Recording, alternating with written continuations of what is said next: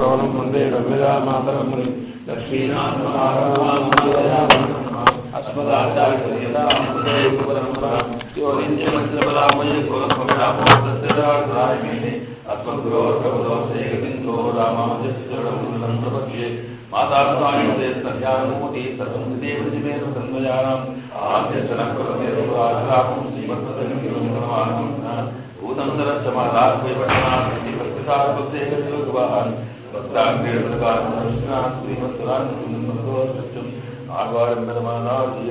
मातामूर्ति श्रीमच्चिदारि गुरुपादरोजभक्तं सौन्दर्यजातवर्वेङ्कटपुत्रदत्तं श्रीमन्नृसिंहगुरुलग्रहस्तुतारं श्रीनिवासगुरुमन्महमाश्रयामः मकरे पुष्पनक्षत्रे जातं वेङ्कटनन्दनं सिंहाय कृपापात्रं श्रीनिवासमहं भजे कन्यायामुत्तराषाढजातं राघवनन्दनं चतुर्गोपालचक्षुष्णं श्रीनृसिंहाय गुरुं भजे भारद्वाजपुरमुदेशं श्रीमन्नृसिंहात्मजं तारप्रार्थानभट्टचरणं भोजासुयोज्जीवनं ग्रन्थाचार्यरामदत्तप्राप्तार्थसर्वोदयं श्रीसप्राप्तदत्तनिश्चयं रङ्गसूरिं भजे श्रीमच्युतादिराजवृत्तिबोधङ्कं निजातवेङ्कटपुत्रं श्रीमन्नृसिंहगुरुलग्धरक्षां श्रीकृष्णमार्यगुरुमन्महमाश्रयामः अस्मद्गुरुभ्यो नमः श्रीमते रामानुजाय नमः साहित्यपरिवाराय सर्वमङ्गलविग्रहाय श्रीकोटिकाय श्रीमते नारायणाय नमः ओं केशवाय नमः ओं नारायणाय नमः ओं माधवाय नमः ओं गोविन्दाय नमः ओं विष्णवे नमः ओं मधुसूदनाय नमः ओं त्रिविक्रमाय नमः ओं वामनाय नमः ओं श्रीधराय नमः ओं श्रीकेशाय नमः ओं पद्मनाभाय नमः ओं दामोदराय नमः रूक्षाय नमः नरसिंहाय नमः अच्युताय नमः संज्ञानदेव श्रीकृष्णाय नमः ओं श्रीकृष्णाय नमः ओं श्रीदेव्यो नमः ओं नीलादेव्ये नमः ओं गोदादेव्ये नमः समस्त परिवाराय सर्वमंगलविग्रहाय पूर्णजीविते नारायणाय नमः अस्मद्गुरुभ्यो नमः लोकगुरुं गुरुभिः सह पूर्वैः पूर्वकुलोत्तमदातुदानं शन्नो मित्रस्य वरुणः शन्नो भवत्वर्यमा शन्न इन्द्रो बृहस्पतिः शन्नो विष्णुरुक्रमः नमो ब्रह्मणे नमस्ते वायु त्वमेव प्रत्यक्षं ब्रह्मासि सत्यं वदिष्यामि सत्यं वदिष्यामि तन्मा भवतु तद्भक्तारमवतु अवतु माम् अवतु भक्तारम् ॐ शान्ति शान्ति शान्तिः हरि ओम् सहना भवतु सहनौ भुनक्तु सह वीर्यं करवावहै तेजस्विनावधीतमस्तु ॐ शान्ति शान्ति शान्तिः अस्मद्गुरुभ्यो नमः लोकगुरुं गुरुभिः सह पूर्वकुलोत्तमदातमुदारं दिनगपत्यभिरामगुणेशं दीक्षयानगुरुं च भजेऽहं लोकाचार्याय गुरवे कृष्णपादस्य सूनवे संसारि भोगसन्तस्तजीवजीवातवे नमः लोकाचार्यकृपापात्रं कौण्डिन्यकुलभूषणं समस्तात्मगुणावासं वन्दे कुरुकुलोत्तमं नमस्त्रीशैलनाथाय कुन्तीनगरजन्मने प्रसादलब्धपरमप्राप्य कैङ्कर्यचारिणे लोकाचार्यपदाम्भोजराजहंसायितान्तरं ज्ञानवैराग्यजलधिं वन्दे सौम्यवरं गुरुं श्रीशैलेर्दयापात्रं भक्तादिगुणार्णवं यतीन्द्रप्रवणं वन्दे रमया मातरं मुनिं பெருமானார் திவ்ய திருவழிலே சரணம் பிடலோகாச்சாரிய திவ்ய திருவழிலே சரணம் ஸ்ரீமதே ராமானுஜாய நமः प्रियपदियायि श्रीवैकुण्ठनिकेतनायि नित्यमुक्तानभाव्यनायि निरतिशय आनन्द युक्तनायिक्य सर्वेश्वरन्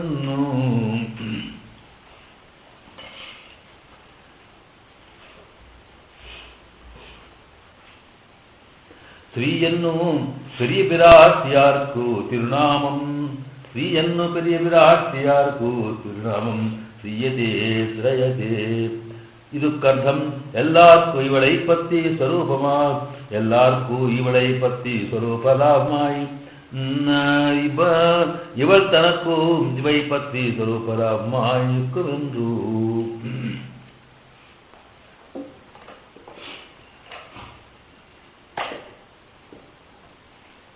దీని కాలక్షేపంలో ద్వయ మంత్రం యొక్క విశేషాన్ని ఉపోద్ఘాతాన్ని మనం సేవించాం. మనకున్నటువంటి 3 రహస్యాల్లో 3 మంత్రాలు, వాటి లోపల ద్వయమంత్రం అనేది రెండవది. ఇది మూడవదేమో చరమశ్లోకము. ఈ ద్వయమంత్రము చరమశ్లోకము ఈ రెండింటిలో ద్వయమంత్రమే దీని తర్వాత అష్టాక్షరి తర్వాత ఎందుకు ఉండాలని వివరించుకోవడం జరిగింది. ఆ తర్వాత ఈ అష్టాక్షరి ఆచార్య ఉపదేశం వల్ల అష్టాక్షరి మంత్రాన్ని పొంది వైష్ణవత్వ సిద్ధిని పొందినవాడు ఎలా ఉండాలి,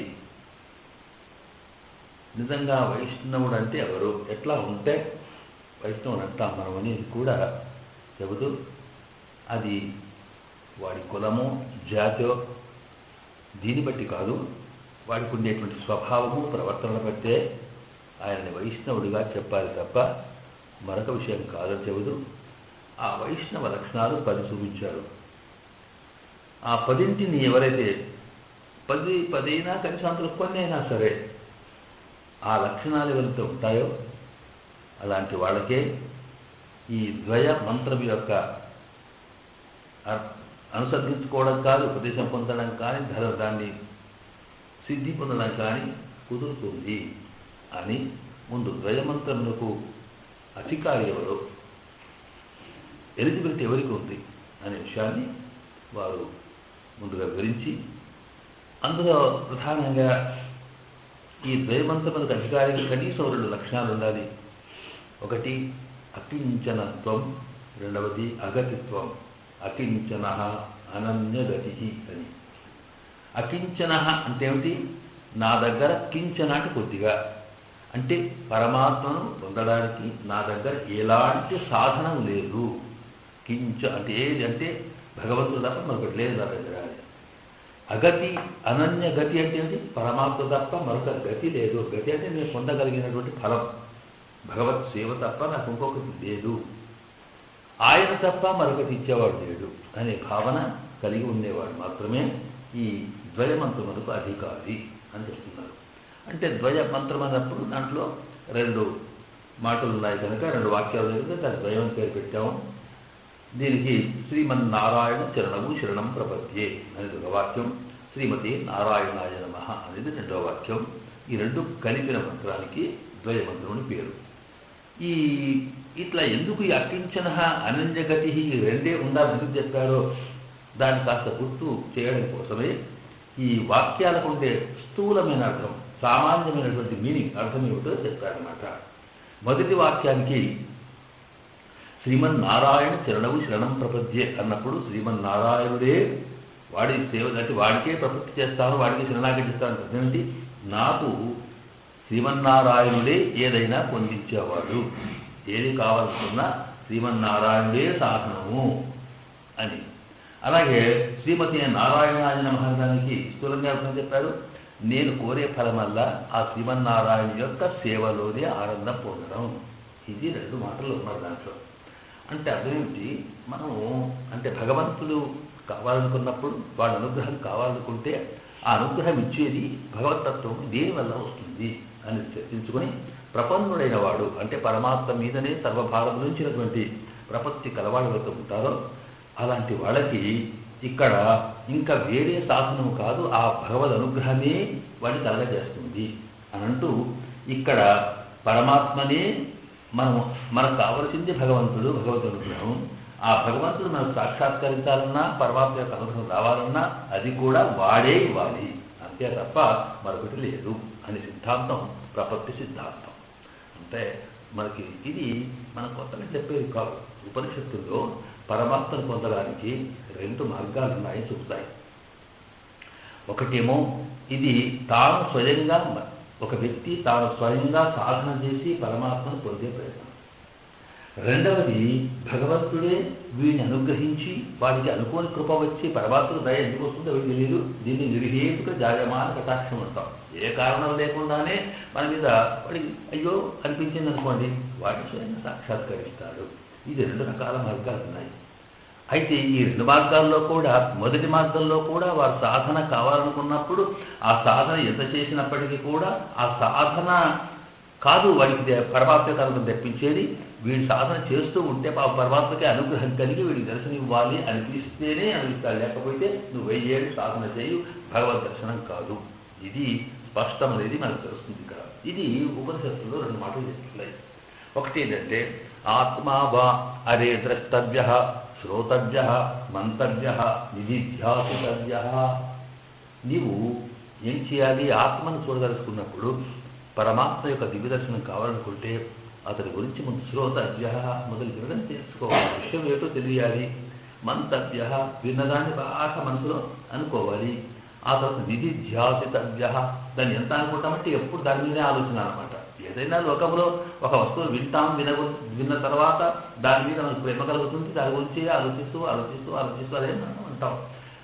ఆ తర్వాత ఆ అలంకారంగా అదే మనకి మళ్ళీ కనిపించినట్టే అనిపిస్తుంది, వినిపించినట్టే అనిపిస్తుంది, చూసినట్టే అనిపిస్తుంది. ఇది మానసిక సాక్షాత్కారం అంటాం. పరమాత్మ తత్వం ఎప్పుడు కూడా ఈ లోకంలో మనకు మానసిక సాక్షాత్కారం తప్ప ఇట్లాగా పైకి కనిపించదు. ఇది స్పష్టం. కనుక ఈ మానసిక సాక్షాత్కారం యోగులకు జరిగేది అంతే, ధ్యానంలో జరిగేది అంటే ఏం జరిగినా అంతే. ఈ మానసిక సాక్షాత్కారం నిధిధ్యాస అంటాం. కనుక నీకు మానసిక సాక్షాత్కారం పరమాత్మకి కలగాలనుకుంటే ఆ భగవతత్వం ఏమిటో తెలియాలి. ఎందుకు తెలియదు అంటే, అనుకోకుండా పరమాత్మ కనిపించాడు అనుకుంటే ఎవడో మనకి ఎక్కడ తెలియాలి? ఏముంటే పరమాత్మ అంటావు, ఓహో ఇది పరమాత్మ అని గుర్తరగాలి అన్నప్పుడు వినడం. విన్నదాన్ని ఊరికి మనసులో అనుకుంటే అదే మనసులో ఆ భావన, నిరంతర భావన వల్ల మనకి ఒకసారి ఆ భగవతత్వం ఏ గుణాలు విన్నామో, ఏ లక్షణాలు విన్నామో, ఏ తత్వాన్ని విన్నామో అది మనకి రూప కల్పనలో కనిపిస్తూ ఉంటుంది. దానివల్ల మనకి భగవద్ ఆనందం కలుగుతుంది. కనుక ఇది ద్రష్టవ్య, శ్రోతవ్య, మంతవ్య, ఇక్కడ తవ్య అనేటువంటి ఏ మాట ఉందో సంస్కృతంలో మస్ట్ మస్ట్ మస్ట్ అన్నమాట. అది చేయాలంటే you should do this, you should do that అని అట్లా ఇన్ని చేయాలి నువ్వు. అది శ్రవణంలో తప్పిపోయినా, మననంలో తప్పిపోయినా, ధ్యానంలో తప్పిపోయినా నీకు కుదిరేది కాదు. ఇన్ని చేసినా అయితే ఇక్కడ నువ్వు ఆ దాంట్లో కూడా మనము దానికి మన సిద్ధాంతంలో మనకి ఏమర్థం చేశారంటే, దానికి నువ్వు శ్రవణం చేయాలి, మననం చేయాలి, నిధ్యాసలు ఎట్లా చేయాలి తెలుసా అంటే, నీవు ఆత్మను చూడాలనుకుంటే, పరమాత్మ యొక్క దివ్య అనుగ్రహం కలగాలనుకుంటే దాని గురించి విను, దాని గురించి ఆలోచించు, దాని గురించి ఊరికి మనసులో పెట్టుకుని దాన్ని ధ్యానం చెయ్యు అనేదేమో ఒక అర్థం చెబుతారు దిగురావాళ్ళు. కానీ మన వాళ్ళని చెప్తారంటే ఇక్కడ ఆత్మావారే దృష్టవ్య, ఆత్మను చూడాలనుకున్నప్పుడు అట్టకాలంటే అశ్రోతవ్య, మంతవ్య, నిధిధ్యాసవ్య యథా. ఎట్లా అంటే ఆత్మ ద్రష్టవ్య అంటే నీవు వినేది, శ్రవణం చేసేది ఉందో పరమాత్మతత్వాన్ని గురించి నువ్వు శ్రవణం చేస్తూ ఉంటే ఎట్లా అనిపించాలంటే ఆత్మ సాక్షాత్కారం కలిగినట్టే అనిపిస్తూ ఉండాలి. అటువంటి శ్రవణం కావాలి, అలాగే ఊరికే మరణం కావాలి, అలాగే ఊరికే దాంట్లో నీవు ధ్యానం చేస్తూ ఉంటే అప్పుడు నీకు మానసిక సాక్షాత్కారం కలిగేంతగా ధ్యానం చెయ్యు అని ఇక్కడ మన వాళ్ళు చెప్తారు. మొత్తం ఏది చేసినా దీంట్లో ఒక ముఖ్యమైన అంశం ఏమిటి, మనకు కావలసింది భగవత్ సాక్షాత్కారము, ఆత్మ సాక్షాత్కారము.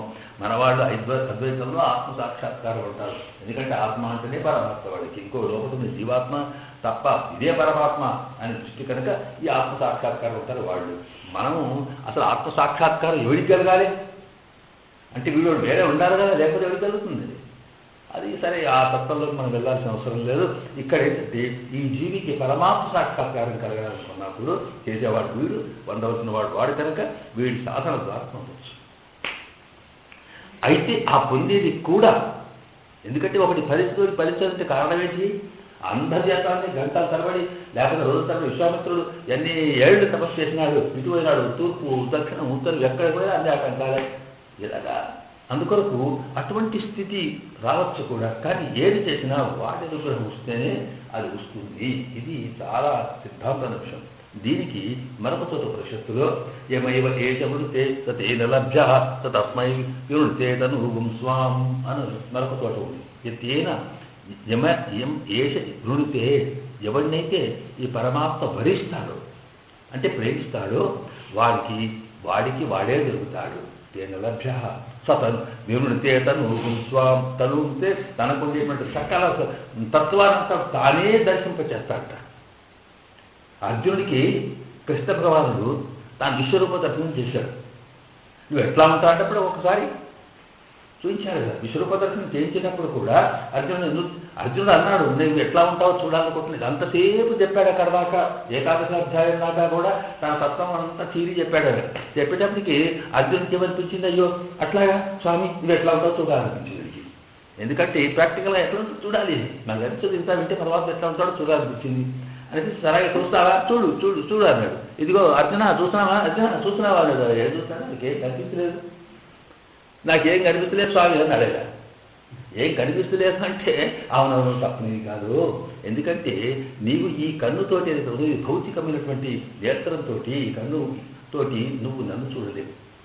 నా యొక్క దివ్యతత్వాన్ని చూడాలనుకుంటే నీకు దివ్యం దదామి, దివ్యం చక్షు దదామితే అంటే ఒక ప్రత్యేకమైన ఇంతకన్నా ఒక దివ్యమైనటువంటి నేత్రాన్ని ఇస్తేనే నువ్వు చూడగలుగుతావు, లేకపోతే లేదు.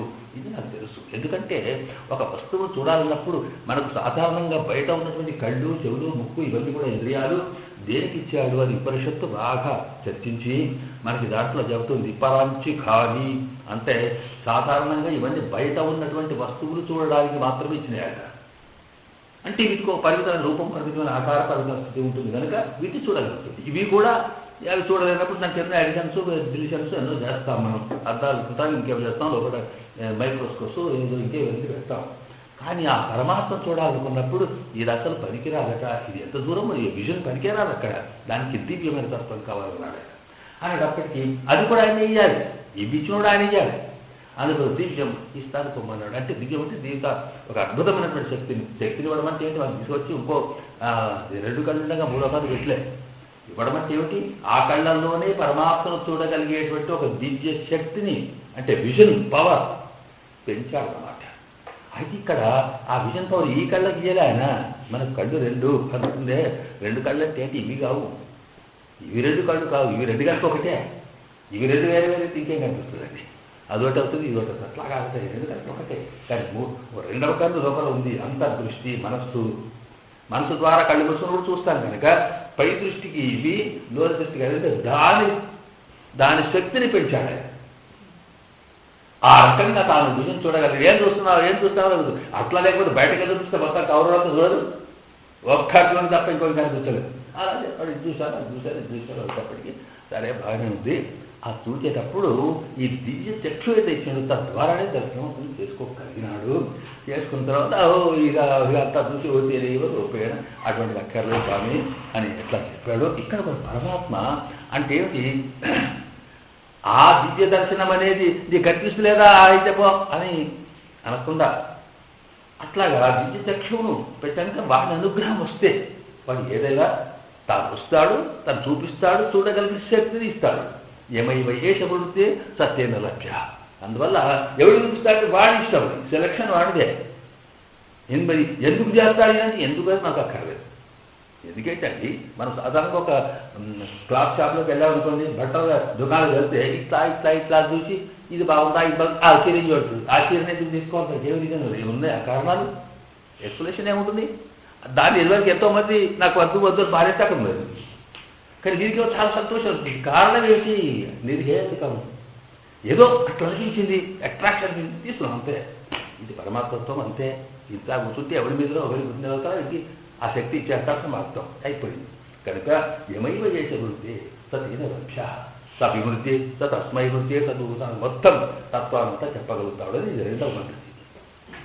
అయితే దీంట్లో ఒకటి ఏంటంటే, అయితే అటువంటప్పుడు మరి ఎవరికి వస్తుందో చూసి కాదు, అయితే మనం ఏం చేయాలి దానికి అన్నప్పుడు ఇక్కడ ఏమన్నారు అంటే ఏమిటి, ఎవరైతే ఈ అంటే పరమాత్మ అనుగ్రహం రావాలంటే వృణిత్యాలుగా భరించాలంటే అర్థం ఏంటండి, ఎవడైనా మనం భరించాలి, లేక ఒక అబ్బాయిని అబ్బాయిని భరించాలనుకుంటే అది ఎట్లా ఉండాలి, కండక్ట్ ఉంటుంది కదా, భరించేట్టుగా ఉండాలి.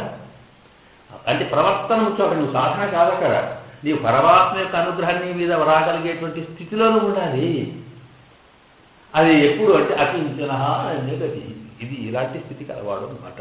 కనుక ఈ రకంగా పరమాత్మ దివ్యతత్వం పొందడానికి తానే అనుగ్రహిస్తాడని. ఇప్పుడు ఏమవుతుంది, భగవంతుని పొందాలనుకుంటే వీడేం చేయలేదు, వాడి అనుగ్రహం వచ్చింది, వాడే కల్పించినాడు. అందువల్ల పరమాత్మ శాసన ఏమిటి ఇక్కడ మనకు ఉండవలసిన ఉపాయం ఏమిటంటే భగవంతుడే, వాడి అనుగ్రహం, వాడు మనకు కావాల్సింది అంటే భగవంతుడే. ఇలాగ పరమాత్మనే ఉపాయం, పరమాత్మనే ఉపేయం అంటే పొందగలిగేది. అతనే ఫలము, అతనే సాధన అనుకునేవాడు ప్రపన్నుడు.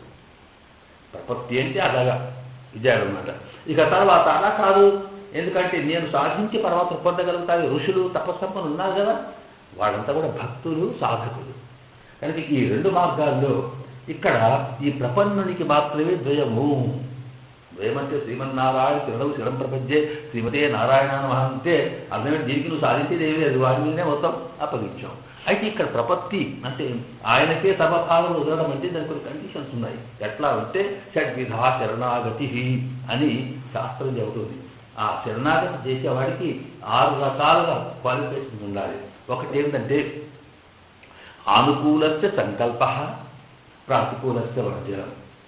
ముందు ఏమిటంటే ఎవరి గురించి నీవు కావాలనుకుంటున్నావు పరమాత్మ విషయంలో నీకు అనుకూల్యం ఉండాలి. అనుకూలమైనటువంటి ఆయన తప్ప మరొకటి ఆలోచన లేదు అనే దృష్టితో ఇతనే నా ఇష్ట దైవం అనే భావనలో పరమాత్మనే చేస్తాడని భావన అసలుకి అనుకూలం. తర్వాత దానికి వ్యతిరేకమైనవి ఏమున్నా సరే ప్రాతికూలస్య వర్జనం, వాటిని వదిలేయడం అనమాట.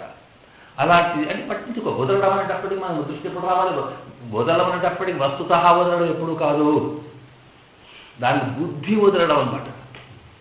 ఎక్కడ పడేస్తాం, వస్తువు ఉంటుంది, దాని మీద మనసు పెట్టకపోవడం అనేదనమాట.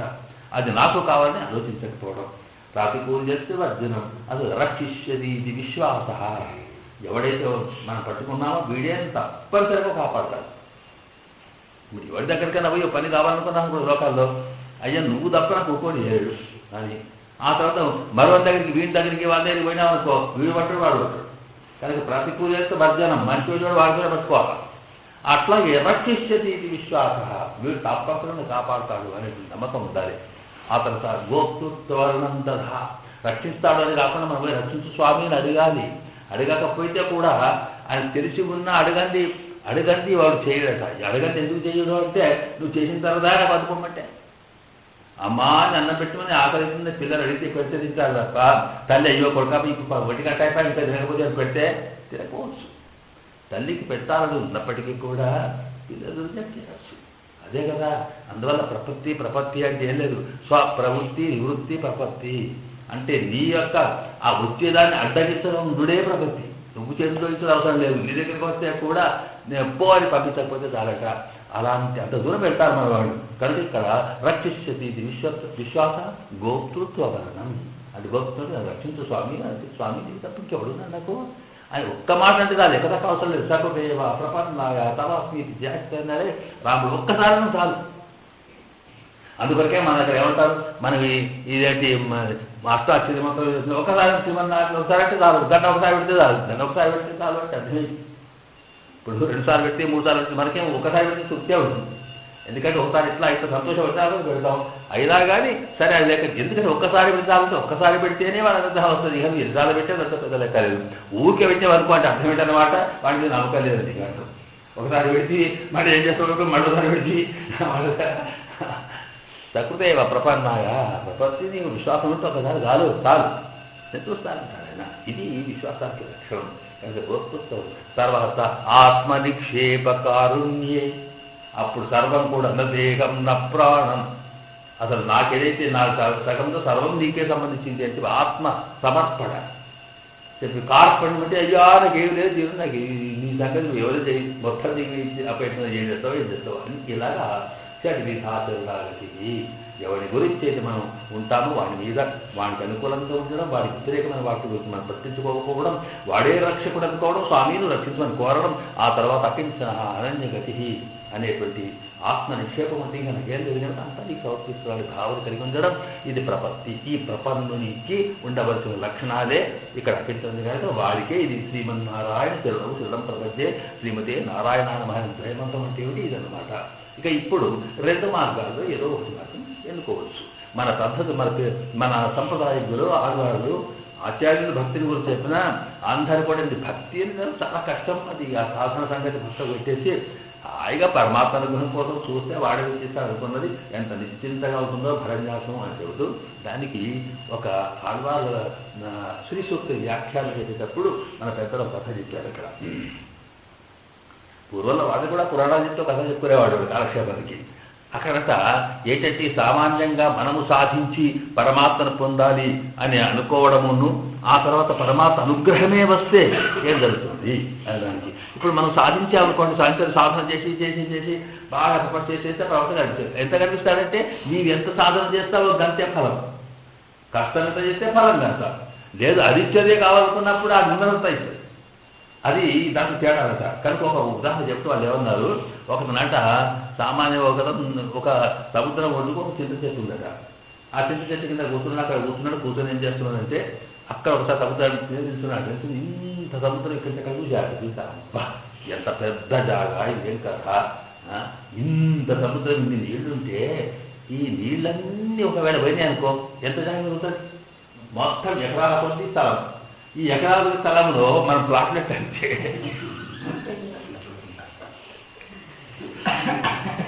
అప్పుడు వాడిది ఇల్లు కట్టుకున్నప్పుడు ఎవరు కూడా మొత్తం అర్థమదే ఈ భూమి వస్తుంది. కనుక ఈ నీళ్ళని మనం తోడేసినాం అనుకో ఇంకెంత ఉంటుంది? మొత్తం అయిపోతుంది. లేకపోతే షాప్ అయ్యే వస్తుంది రాసేవాడు అనుకో ఆడేది. మరి ఎట్లా దీని తోడు అంటే అందులో ఏం లేదు. చింత చెట్టు ఉన్నాయట. ఆ చింతాకు దింపినట్టు ఒకటి చింతాకు దింపి ఆ ఒడ్డు కూర్చొని ఇట్లా ఇట్లా తోడేస్తున్నాడు నీళ్ళు అనేది. ఎందుకంటే ఈ సముద్రం వచ్చి ఏం చేస్తున్నావు? ఏం లేదు, సముద్రం మీద తోడేస్తున్నారట. తోడడానికి ఏముంది? చింతాకు వచ్చి తోడేస్తే అనుభవాలు అన్నది అసలు అట్లా ఉన్నది. కావాలనుకుంటే ఆ సముద్రమో చెరువో అది మొత్తం పోవాలంటే అదే కట్ట దిగాలే మొత్తం వెళ్ళిపోవాలి. కాకపోతుంది అంటే అసలు జీవు చేస్తే పోతుంది అని చెప్పినట్టుగానే పరమాత్మ అతను అనంత స్వరూపం కలవాడు కనుక విశాలమైనటువంటి బ్రహ్మ అతని పేరు, బృహత్తరమైనటువంటి కళ్యాణములు శక్తులు ఎక్కడ చూసినా ఆయన చూసిన వాడు ఒక లేదు. కనుక వాడి స్వరూపాన్ని పొందాలనుకుంటే నువ్వు ఏదో చిన్నగా కర్మయోగమో జ్ఞానయోగమో ధ్యానయోగమో ఇలా చేసుకుని కూర్చుంటే అంత వస్తుంది. అది ఇంత వస్తుంది. నీకు ఇంత ఏముంది? వస్తుంది నిజమే. అది అక్కడికంటే సంతోషం. వచ్చే నాకు వచ్చింది ఏమొచ్చింది నీకు కనుక అని చెబుతూ ప్రపత్తి ఇంకంతగా. అందువల్ల ఏం చేసినా చెయ్యు. అది ఎందుకు చెప్తారు మళ్ళీ అక్కడ. మరి ఇట్లా అయితే శాస్త్రాలని కూడా కర్మయోగం, జ్ఞానయోగం, భక్తి యోగం ఇవన్నీ ఎందుకు చెప్పింది అంటే ముందు వస్తుంది మనకి. దాన్ని ఎట్లా ప్రపన్నుడికి కూడా అవసరమే, కానీ ఎట్లా చేయాలి అని తర్వాత చెప్తారు అనుకోండి. కనుక అలాంటి వాడికి ద్వయ యొక్క లక్షణం చెబుతూ ద్వయ అనుసంధానం చెప్పేటప్పటికి ఇక ఇప్పుడు సరే మరొక అంశం మనం ఇంకొకటి విన్నాం. అక్కడ ఏంటంటే సరే ఇది నిజమే కానీ మరి ఇవన్నీ కూడా శాస్త్రాల్లో చెప్తున్నాయి కదా, వేదాల్లో చెప్తున్నాయి, తర్వాత పురాణాలు చెప్తున్నాయి, మన శ్రీమంత్రాల్లో కూడా నీకే పరమాత్మ నువ్వు తప్ప ఓం ఓం అంటే ఈ జీవాత్మ పరమాత్మకే సంబంధించింది అనేటువంటి స్వరూపం చెప్పినాం. ఇవన్నీ జరిగిన తర్వాత మళ్ళీ ఈ ద్వయమంత్రం ఏమిటి, దీంట్లో ఏమిటి ప్రత్యేకత అనేటప్పటికీ నిన్న విన్నాం కదా మనం. దాంట్లో ఏంటంటే సాధారణంగా మిగతాయేమో పరమాత్మకే సంబంధించిన వాడు పరమాత్మకే చేయాలనుకుంటే ఆ పరమాత్మ దగ్గరికి నువ్వు చేయాలని వాడన్నా.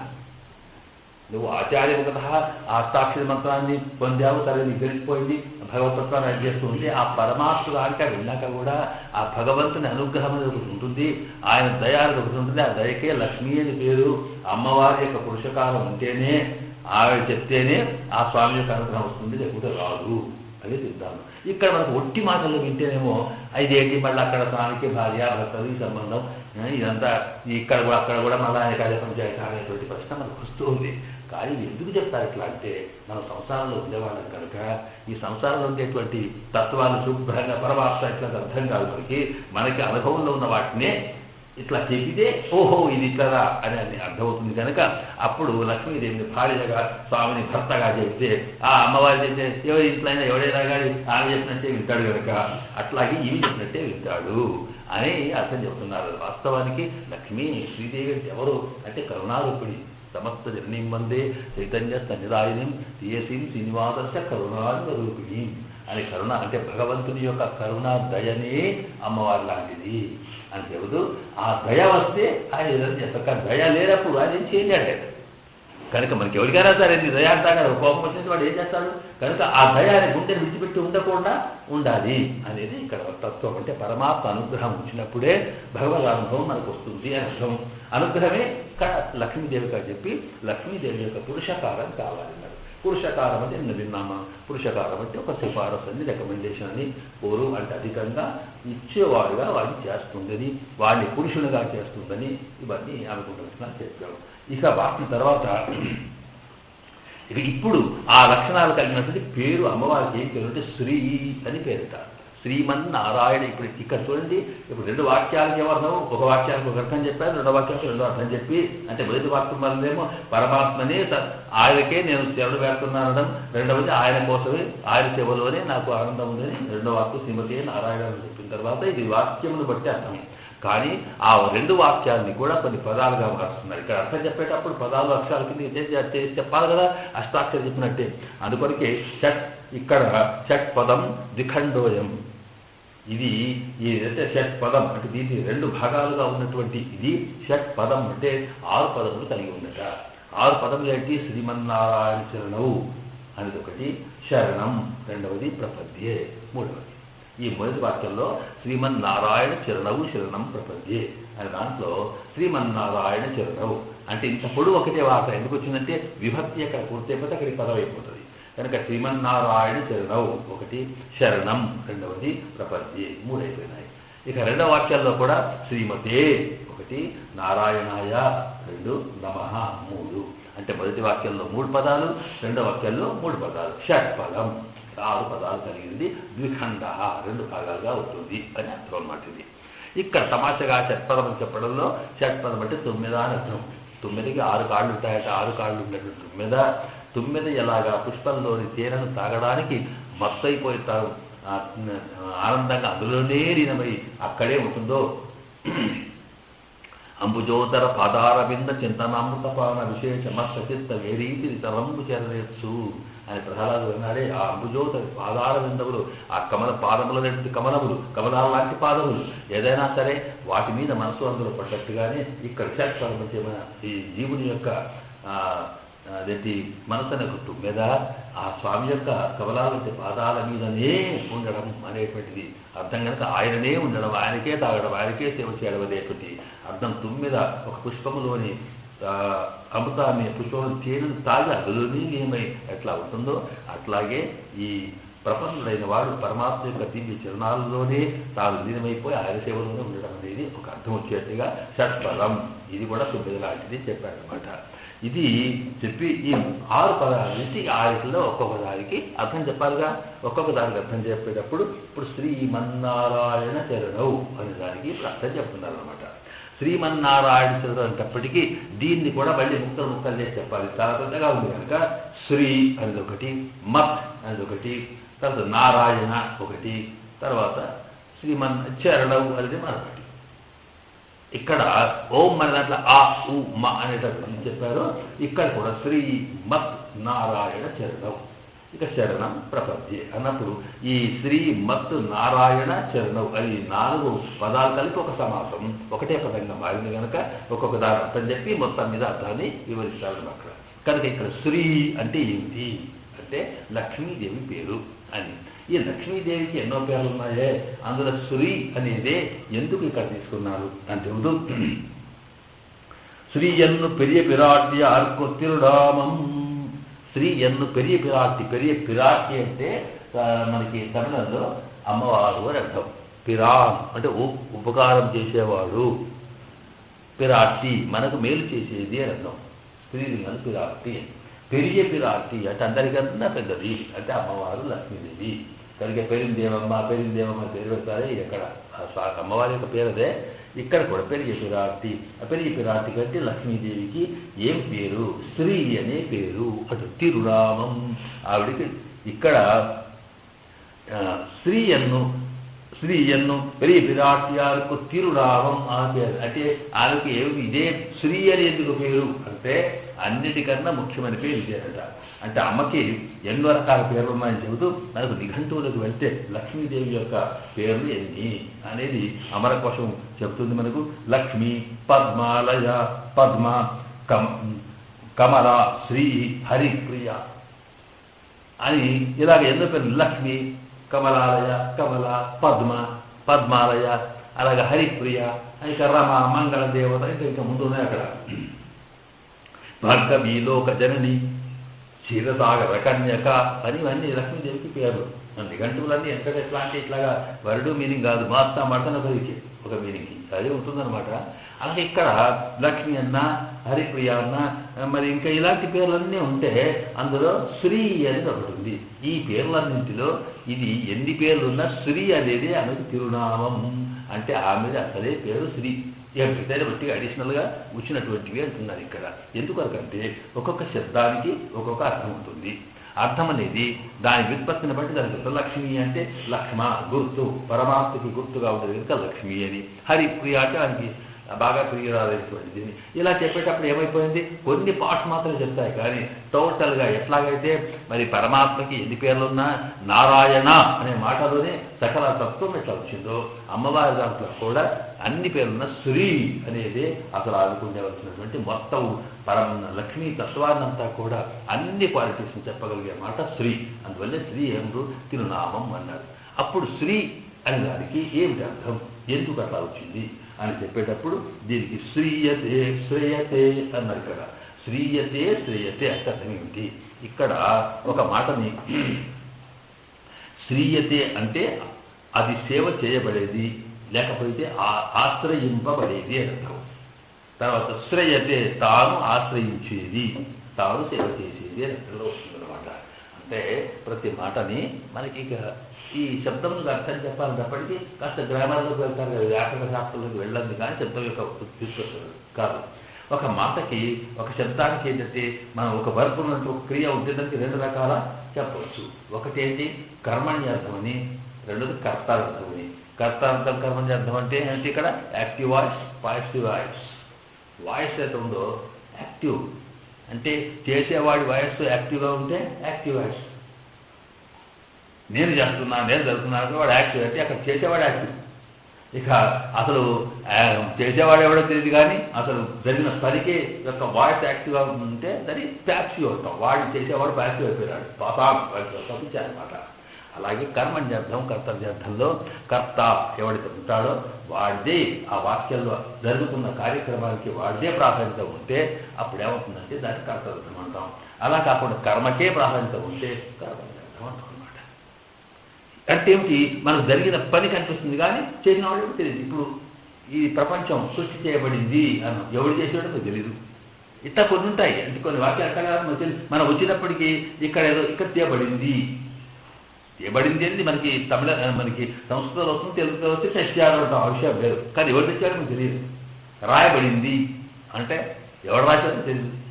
ఇట్లాంటిది కర్తకు ప్రాధాన్యత లేకుండా కర్మకు మాత్రం ప్రాధాన్యత ఉంటే అది కర్మణ్యర్థం. అలాగా అతను తెచ్చాడు ఆయన రాశాడు కర్తవ్యం. ఇది సరే నేను వివరించాల్సిన అవసరం లేదనుకోండి, కాస్త గుర్తు తెస్తున్నాం ఇక్కడ. అందువల్ల ఇక్కడ ఏమైపోయింది, ఈ స్త్రీ అంటే ధాతువు నుండిగా ప్రతి పుడుతుందన్నాం కనుక సురువి సేవాయాం. సురు అంటే సేవ చేయడం అని ఒక అర్థం. దానికి ఎన్నో ఉన్నాయి, 6 అర్థాలు ఉంటాయి సురు అనే దానికి. ఇక్కడ మనకి 6 రకాల చేసిన ఇక్కడ 2 రకాలు చూపిస్తున్నాడు. సేవ, సురు అంటే సేవ చేసేది అని అర్థం.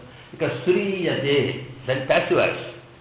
శ్రీయతే అంటే ఏంటి, సేవ చేయబడేది, సేవను పుచ్చుకునేది అనమాట. ఆశ్రయింపబడింది, ఆశ్రయించంటే అదేంటి నీవే తప్ప మరొకటి అనుకోవడం అనమాట. కనుక లక్ష్మీదేవి మనందరి చేత ఆశ్రయింపబడుతుంది. అంటే మనం కదా లక్ష్మీ పూజలు చేస్తాము, అమ్మ నాకు ఇది కావాలి అది కావాలి. ఎవరైతే ఇతరుల చేత ఏంటి పూజింపబడి ఆశ్రయించబడుతుందో నీవు తప్ప మరొకటి లేదని అంటారో అది ఆవికి శ్రీ అని పేరు. కనుక శ్రీయతే ఇది శ్రీ ఒక మాట చెప్తాం. అలాగే మరి ఆవిడ ఆశ్రయిస్తే ఆవిడ దగ్గరే ఉన్నది. పిల్లలు తల్లిని అడిగితే ఇస్తాబట్టిందంటే అమ్మ అమ్మ నాకు ఇది కావాలంటే ఆశ్రయించాడు వారిని. కానీ ఆవిడ ఎవరిని ఆశ్రయిస్తుంది, భర్తని. కనుక వీళ్ళు ఆమెను ఎట్లా ఆశ్రయిస్తారు, ఆమె ఆయనను ఆశ్రయిస్తుంది. కనుక శ్రేయతే, శ్రేయతే అంటే ఆమె ఆశ్రయిస్తుంది అని అర్థం. శ్రేయతే అంటే ఆమె ఆశ్రయిస్తుంది అని అర్థం అనమాట. ఇలాగా అంటే ఈ 2 రకాల అర్థాలు ఎందుకు చెప్పారు. స్త్రీ అనే మాటకి ఎందుకు తీసుకున్నానంటే స్త్రీ అనే వర్డ్లో ఈ అర్థం వస్తుంది, ఆశ్రయించబడేది, ఆశ్రయించేది. తాను పరమాత్మను ఆశ్రయిస్తుంది, తన దగ్గరికి జీవులను తనను ఆశ్రయిస్తారు, ఆశ్రయించబడుతుంది. ఈ 2 క్వాలిటీస్ ఉన్నాయట ఇక్కడ. ఇప్పుడు పరమాత్మకి 2 లక్షణాలు చూపించాం, ఇవి కూడా 2 ఉన్నాయట. ఒకటేమిటి, పరమాత్మకున్న లక్షణాలు అంటే ఆయన్నే ఫలము ఆయననే సాధన చెప్పాం కదా. ప్రపన్నునికి ఉపాయమతరే ఉపేవతరే, రెండు అతనే. నారాయణనే నమకే పరైతర్వాడే అన్నాడు తల్లి. ప్రపత్తిలో అంతా మన సిద్ధాంతం అంతా అదే కనుక ఆయననే సర్వం అనే భావన ఎట్లా రెండున్నాయో అంటే ఆయన పొందిస్తాడు, ఆయనే వస్తాడు ఇక్కడికి. ఇట్లా ఈవిడే కూడా రెండు ఉన్నాయంట క్వాలిఫికేషన్స్. ఒకటి ఆమె పొందుతాం, మన దగ్గరికి వెళ్తాం, ప్రాప్యం అంటాం, అమ్మ నువ్వు తప్ప మరొకట్లేదని. రెండవది ఆమె పొందించేది పరమాత్ముడు. ఎట్లా అంటే పురుషకారం అంటాం. పురుషకారం అంటే నా దగ్గరికి వచ్చిన అనుకోండి, అయ్యో నీకు ఇది కావాలా, మంచిది, ఎవరైనా కావాలి, పాపం ఈయనకి ఇది కావాలట అని చెప్పడం అనేది ఆమె చేస్తుంది. కనుక ఈ రెండు రకాలు ఉన్నాయి కనుక మనం ఆమెను ప్రార్థిస్తాం, ఆమె పరమాత్మ ప్రార్థిస్తుంది. కనుకనే కశ్రీ శ్రీజ పరమతత్వసమాశ్రయ పుండరీకనయన అని మళ్ళీ 600 వెళ్తే అక్కడ ఏమనుందంటారు, కశ్రీ శ్రీజ. మనందరికీ శ్రీ ఆమె, కానీ ఎవడి పరమాత్మ గురించి చెబుతూ కహ శ్రీ శ్రీజ, శ్రీజ శ్రీ అంటే ఎవడైతే అమ్మవారికి కూడా అమ్మవారి చేత ఆశ్రయింపబడేవాడో వారికి వాడు కూడా అక్కడ చెబుతారు అక్కడ. కనుక మనకు అమ్మవారి ఎట్లో, అమ్మవారికి వారట్లా అన్నప్పుడు 2 అర్థాలు ఎందుకు చెప్తారు. దీనికి ఇంకా 4 అర్థాలు ఉన్నాయి, 6 రకాల. అంటే శ్రీ అంటే చెప్పింది వినేది అని అర్థం.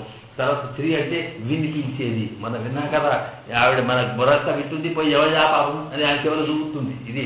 కనుక ఇది శ్రీ అంటే ఇలాగా సరే అర్థాలు ఉన్నాయి. ఇక్కడ రెండింటిని మాత్రమే తీసుకున్నాం మనం. ఒకటి ఏంటంటే జీవులంతా ఆమెను అనుగ్రహం కోసం ఆశ్రయిస్తారని, ఆమె పరమాత్మను ఆశ్రయించి, ఎందుకు పరమాత్మను ఆశ్రయిస్తుందంటే పురుషకారం. ఆయనకు 2 లక్షణాలు ఉన్నాయి. ఒకటి తాను ఏది అడిగితే అది ఇవ్వగలిగేటువంటిది. అమ్మవారి యొక్క కరుణా కటాక్షాల కోసం లక్ష్మీ పూజలు చేస్తాం మనం, అది ప్రాప్యం. నువ్వు కావాలమ్మా అని ఆమె సేవ చేయడం ఒక పద్ధతి. ఆమె ఏం చేస్తుందంటే పరమాత్మకి తాను ఇలా కావాలట అని రికమెండ్ చేయగలిగే స్థితి ఒకటి ఉంది. కనుకనే ఆమెకి పురుషకారం అని పేరు. పురుషకారం చేసేది అర్థం, ఆ పేరే పురుషకారం అర్థం. కనుక ఇక్కడ 2 అర్థాలు ఉన్నాయి. ఒకటి పురుషకారము, ఒకటేమో తాను ప్రాప్యం పొందదయ్యేది. ఇప్పుడు శ్రీయతే అని అనుకోండి, పొందబడుతుందంటే ప్రాప్యం అంటే ఆమె నువ్వు పలానానికి నువ్వు సిఫారసు చేయమని కాదు, ఆమె దగ్గర తెచ్చుకోవాలనుకుంటున్నాను. కనుక అమ్మవారి పూజ చేస్తున్నట్టు ఆమెనే ఇవ్వాలి మనకి, అవి ఎక్కడ తెస్తాం మనకెందుకు. కనుక ఇది శ్రీయతే. అలాగే ఆ తర్వాత అమ్మా నాకు ఆ స్వామితోటి ఇది కావాలి అన్నాం అనుకోండి, అప్పుడు ఇది కావాలటయ్యా అని మన గురించి అక్కడ చెప్పాడు అనుకోండి, ఆమె ఏం చేసింది, ఆయన దగ్గరికి వచ్చి చెప్పాలి కనుక ఆయన ఆశ్రయించింది కనుక శ్రేయతే అంటే ఆయననే ఆశ్రయించేది. అట్లా ఉండకపోతే కుదరదు. అయితే ఒకటి ఉంది, ఆయనను ఆశ్రయించేటప్పుడు ఇవకేముండాలి లక్షణం, పురుషకారములకు ఉండాలి స్వభావం. చెప్పేటప్పటికి కృప, పారతంత్ర్యం ఇలా విన్నాం మనం. అంటే ఎవరి దగ్గర నుంచి పని చేయించాలనుకుంటున్నామో వాళ్ళకి సంతోషం కలిగేట్టుగా ఉండాలి వీడి ముందు ప్రవర్తన, వాళ్ళ మనసును జయించగలగాలి, వాళ్ళు ఎట్లా చెప్తాక చేయగలిగేట్టుగా స్వతంత్రంగా ఉండడం ఒకటి. ఉన్న తర్వాత అక్కడికి ఏది పొందుతామో అది వీళ్ళ మీద కృప ఉండాలి, దయ ఉండాలి. ఎవరికి తీపాలనుకుంటున్నామో దయ ఉండాలి. కనుక కృప, పారిశుద్ధ్యం. ఈ పారిశుద్ధ్యం ఉన్నప్పుడు అరణ్యాడ అశేషత్వం, అనన్య భోగ్యత్వం, అనన్య శరణ్యత్వం 3 అకారాలు ఉన్నాయే. ఆయన తప్ప మరొకరికి సేవ చేసేది లేదు, ఆయన తప్ప మరొక ఫలం లేదు, ఆయన తప్ప ఇంకా మనకు రక్షకుడు లేడు, ఆయనకే సర్వమంకితమయ్యే లక్షణం కలది. కనుకనే ఆవిడికి శ్రేయతే అది పేరు.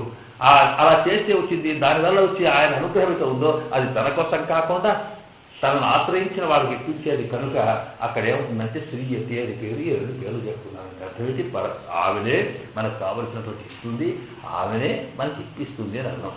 ఇక్కడ శ్రీమన్నారాయణ చరణం ప్రపంచి అని దగ్గర స్త్రీ ఉందే, ఆ స్త్రీకి ఈ రెండింటిని ఏది అర్థం చేసుకోవాలి మనం అంటే, ఇక ఇప్పుడు మనకు తెలిసిపోయింది ఆమె కాదు, మనకు కావాల్సింది శ్రీమన్నారాయణ చరణం కదా.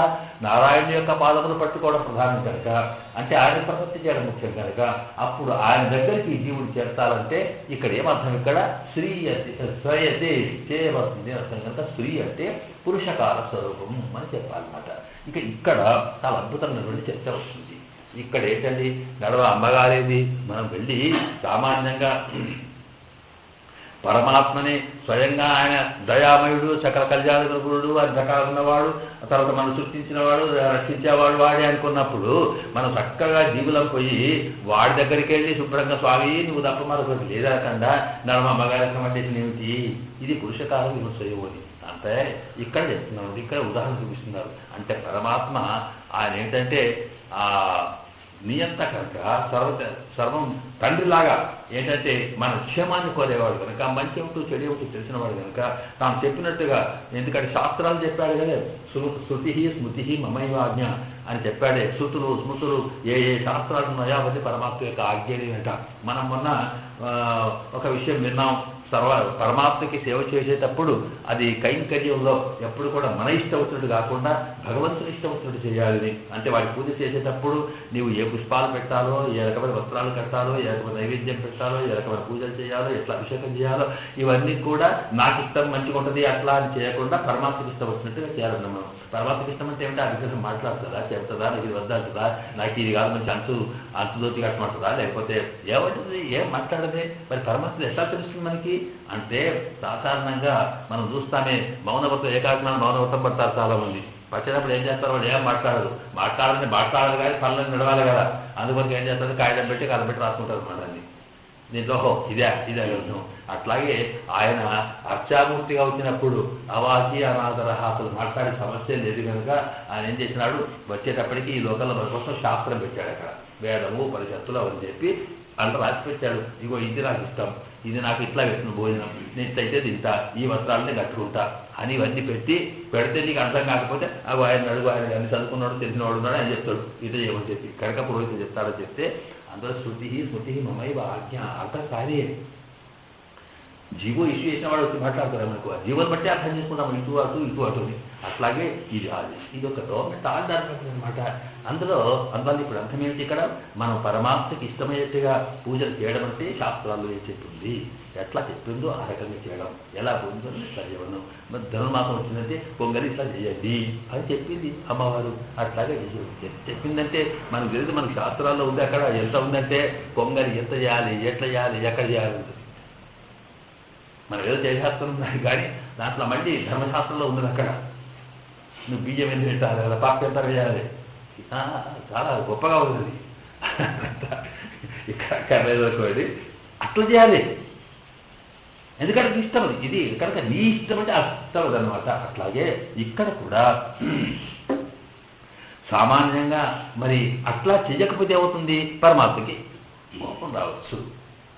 అంతే అన్నాడు కదా ఆయన, పాపాత్తుడు పుణ్యాత్తుడు. నేను చెప్పింది చేస్తే పుణ్యాత్తుడు, లేకపోతే పాపాత్తుడు. శాస్త్రాలు చెప్పిన నడిచేవాడు అట్లా చెప్పినట్టు ధర్మం నడవడం పుణ్యం, లేదు పాపం అంటారు. పుణ్యం అంటే అర్థం ఏంటి, వాడికి సంతోషం కలగడం పుణ్యం, లేదు పాపం కలగడం, బాధ కలగడం పాపం. కనుక పరమాత్మకి అంటే తాను చెప్పింది శాస్త్ర ప్రకారం నడవకపోతే వాడికి ఓర్చుకోవడం కష్టం. చట్టం చేసిన వాడు కనుక తస్మాత్ శాస్త్రం ప్రమాణంతే. దైవీ సంపత్ విభాగ అంటే దైవ అసుర సంపత్ విభాగ యోగాల్లో భగవద్గీతలో ఏం చెప్పినంత ఇది. అసురు రాక్షసులు అంటే ఎవరు, దేవతలు అంటే ఎవరంటే ఎవరో కాదట. ఎవడు నేను చెప్పినట్టుగా శాస్త్ర ప్రకారం నడుస్తాడో వాడు దేవత, ఎవడైతే దాన్ని ఉల్లంఘించి తన ఇష్టం నడుస్తాడో వాడు రాక్షసుడు. ఇదే తేడా అక్కడ ఉన్నది చెప్పేస్తాడు. కనుక ఇక్కడ పరమాత్మ యొక్క దివ్య తత్వానికి వ్యతిరేకంగా నడిస్తే వాడికి ఒకసారి వచ్చేస్తుంది.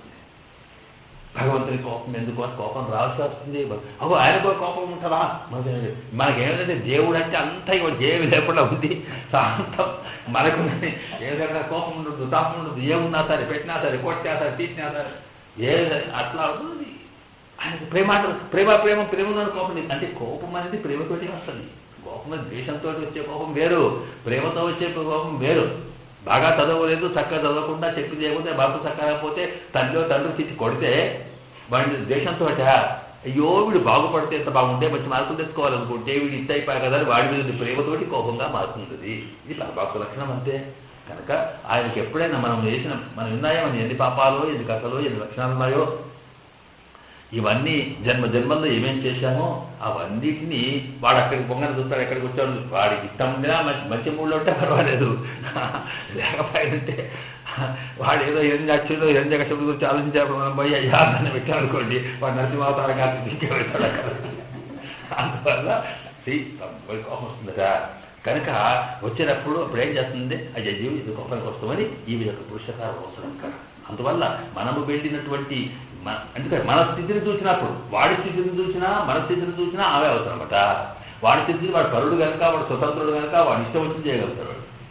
ఇస్తాడు లేకపోతే లేదు, అది వాడికి వెళ్ళేది. మనం ఏంటంటే అన్ని రకాల పాపాత్వం తెలిసినా తెలియకపోయినా ఎన్ని రకాలు ఏం చేశామో మనం అనుకుంటా నేనేం చేసిన ఏం చేయలేదు కాదు అన్ని ఏం చేయలేదు అని కూడా చేసినట్టే లెక్క. ఎందుకంటే ఏం చేస్తావు నీకేం తెలుసు, ఎన్ని రకాల పాపాలు వీటిని వాడి దృష్టి వచ్చిందనుకోండి ఇంకా నువ్వు పోయిన పని కాదు. కనుక ప్రపంచం అన్నప్పుడు ఏంటి, నువ్వు ఎట్లా చేయాలి, ఎట్లా ప్రపంచంలో కావాలంటే నువ్వు వెళ్తే ఆ పని ఏం చేయాలి, ప్రపత్తి కూడా ఎవరి దగ్గరికి చేయాలి, ఎట్లా చేయాలి, ఎక్కడ చేయాలి చెప్తుంది.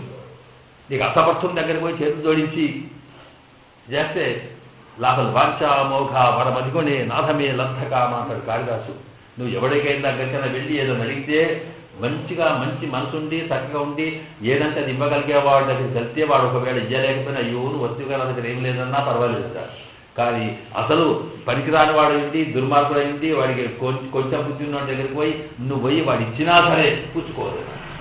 ఎందుకంటే వాడు ఇప్పుడు ఇస్తాడు, పోయిన రోజుకి ఎంత చేస్తాడు, ఇక ఇప్పుడే వాడి నా దగ్గర ఇచ్చి పోతాడు. ఇక పాపం అయితే ఇచ్చినది ఇట్లా వచ్చినాడు కదా, వాడు ఇచ్చేది ఏమిస్తాడో ఇయ్యడో కానీ ఉన్నోడు కదా ఇస్తాడు వాడు. ఇక వీడు మారుతి పడేస్తాడు కనుక వాంఛా అమోఘ మోఘ వరవతిగునే పెద్దవాడి దగ్గరికి వస్తే విఫలమైనా సరే కానీ నా అధమే లంధకామ వధం దగ్గరికి పోతాను ఎక్కడాయిగా. అట్లాగే మనం ఎవరి దగ్గరికి వెళ్ళాలి ప్రపత్తి. మన రామచంద్రుడు ఏమిటి సముద్రుని ప్రపత్తి చేసినాడు, ఏమైంది చివరికి వీడి ఇస్తాడు ధనుసు రాబడితే కానీ అసూరైతుంది వాడు. కనుక అందువల్ల ఇక్కడ ప్రపత్తి చేసినప్పుడు ఆయన స్వతంత్రుడు ఆ స్థితి, మన స్థితి ఇలాంటిది. మరి ఇలాంటప్పుడు అది విఫలం కాకుండా ఉండాలనుకున్నప్పుడు అటువంటి స్థితి వచ్చి సల్లార్చగలిగేటువంటి ఒక దయా హృదయం పరమాత్మకి కావాలి, కరుణ రావాలి. కనుక అమ్మవారి అక్కడ ఉంటుంది కనుక అమ్మవారినే పట్టుకొని వెళ్ళడం మంచిది. ఇది పురుషకార స్వరూపం చూడు అక్కడ జరిగించారు. అది ఎట్లా జరిగిందో ఇక్కడ కొన్ని ఉదాహరణిస్తున్నారు.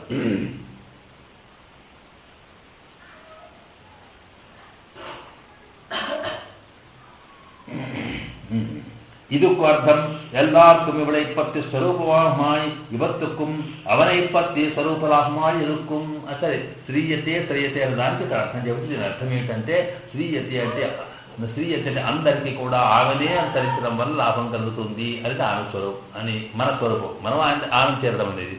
ఆగా శ్రేయతే అంటే ఆమె మనం ఎట్లాగా ఆమె శేషత్వం చేసి అమ్మాను ఉదప్ప మరొకటి లేదంటే వెళ్తాము, ఆమె కూడా ఆయన దగ్గరికి వెళ్ళడం అనేది శ్రేయతే అనే దాంట్లో అర్థమని దీనికి అర్థం చెప్పారు. చెప్పి இப்போது இவளை சொல்லுகிறது புருஷகாரமாக நீரிலே நெருப்பு கிளதமா போலே நீரிலே நெருப்பு கிளதமா போலே கொளிர் திருவுள்ள கொளிர்ந்த திருவிழத்திலே అపరాధத்திலே శీతం పిరందాలు ఒరుపదు ఇవళుకాహ.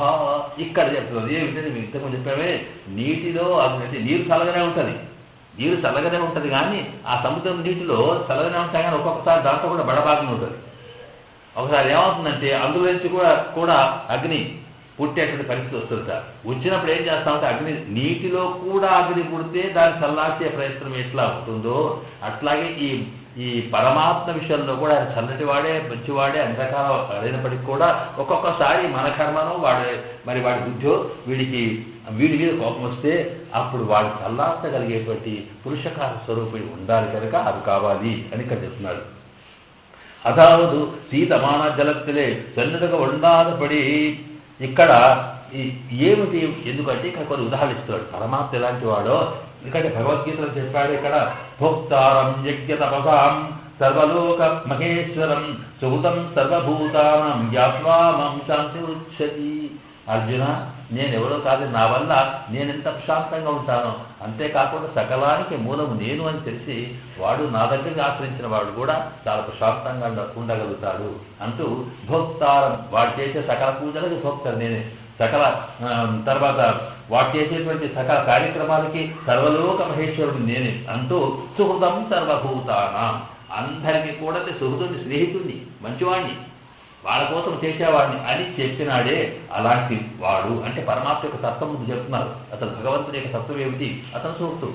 సుహృతుడు అంటే దీంట్లో ఒకటి ఉంది, దీంట్లో సుహృత్ అంటే మిత్ర అంటే స్నేహ అంటే వాటికి పదాలకు తేడా ఉంటుంది. మిత్రుడన్నా స్నేహితుడే, ఫ్రెండ్, స్నేహితుడన్నా స్నేహితుడే, సుహృదన్నా సుహృతుడే. కానీ ఇక్కడ ఏంటంటే వాడు అటిట్యూడ్ బట్టి ఆలోచన బట్టి తేడా వస్తుంది అనమాట.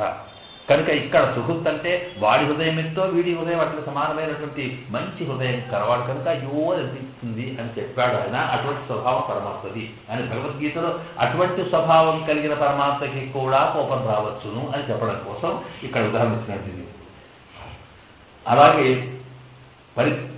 అటువంటి సుహృతం సర్వభూతానం సమూహం సర్వభూతమే ద్వేషోస్తున్న ప్రియ. ఆ భగవద్గీత నాకెవడయ్యా, నాకు స్నేహితుడు లేడు, నాకు శత్రువు లేడు, నాకు అంతా ఒకటే.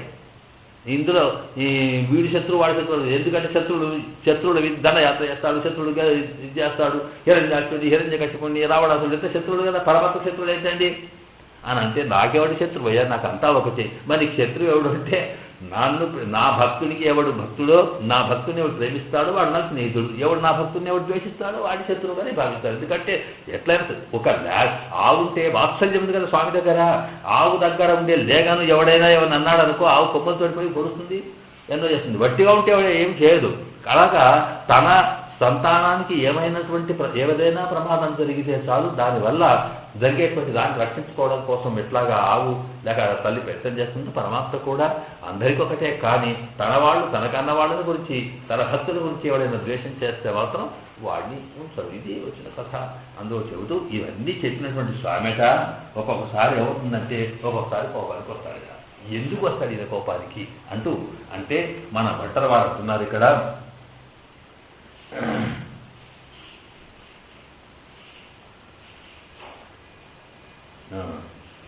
సమూహం సర్వభూతేషు నిర్దేశోసిన ప్రియాయ నిర్వడి అన్న తర్వాత భట్రవారు అంటారు ఇక్కడ.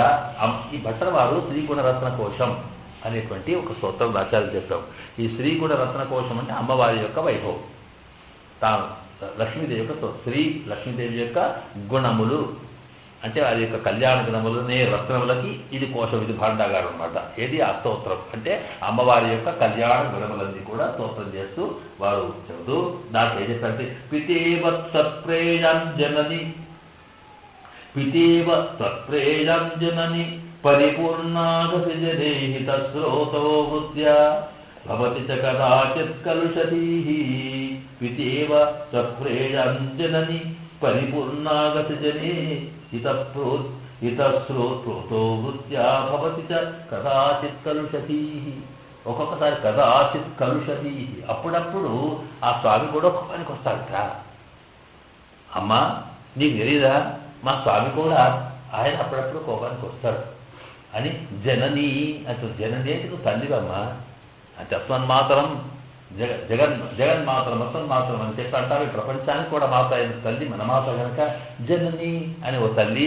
ఎందుకంటే తల్లి అనకుండా ఇక్కడ అంటున్నారు మీరు. భట్రవారి ఒక్కొక్క సూక్తిలో ఒక చిత్రం ఉంటుంది. జనని అన్నాను. జనని అంటే అర్థం ఏంటి? ఒట్టి తల్లి అంటే పెంచిన తల్లి కావచ్చు, లేకపోతే ఏదో దత్తం తీసుకున్న తల్లి కావచ్చు, ఇంకేదో వట్టి పేరు తల్లి కావచ్చు. కానీ జనని కన్న తల్లివి నువ్వు, జనింపజేసినది అన్నమాట. జన్మించినటువంటి తల్లి, జన్మించిన తల్లికి ఎంత ప్రేమ ఉంటుందో తెలుసు కనుక పితేవ త్వత్ప్రేయాంజనని పరిపూర్ణాగతి జనీహిత శ్రోతో వృత్యా భవతి చ కదాచిత్ కలుషతి. పితేవ తత్ప్రేయాన్ని నీ ప్రియుడు నాడే అమ్మా నీవారు.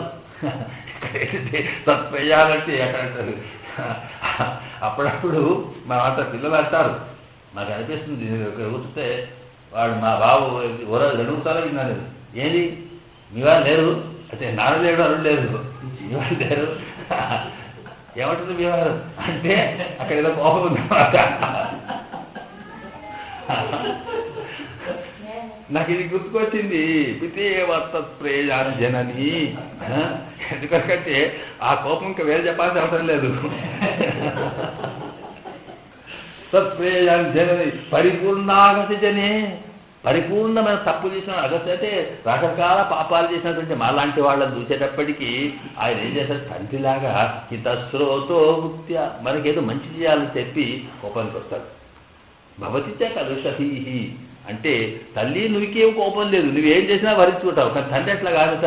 తండ్రి కోపం ఎందుకు వస్తుందంటే ఆ తండ్రికి వీడు బాగుపడాలి, అయ్యో వీడు చెడిపోతానికి. పితేవ తత్ప్రేయాంజనని పరిపూర్ణ అగతి జనే అంటే అనేక తప్పులు చేసిన వాళ్ళనట హితశ్రోతో, హితం కావాలి, వీడికి మంచి కావాలనేటువంటి దృష్టితోటి ఒకసారి కదాచిత్ అప్పుడప్పుడు భవతి కలుషతీ.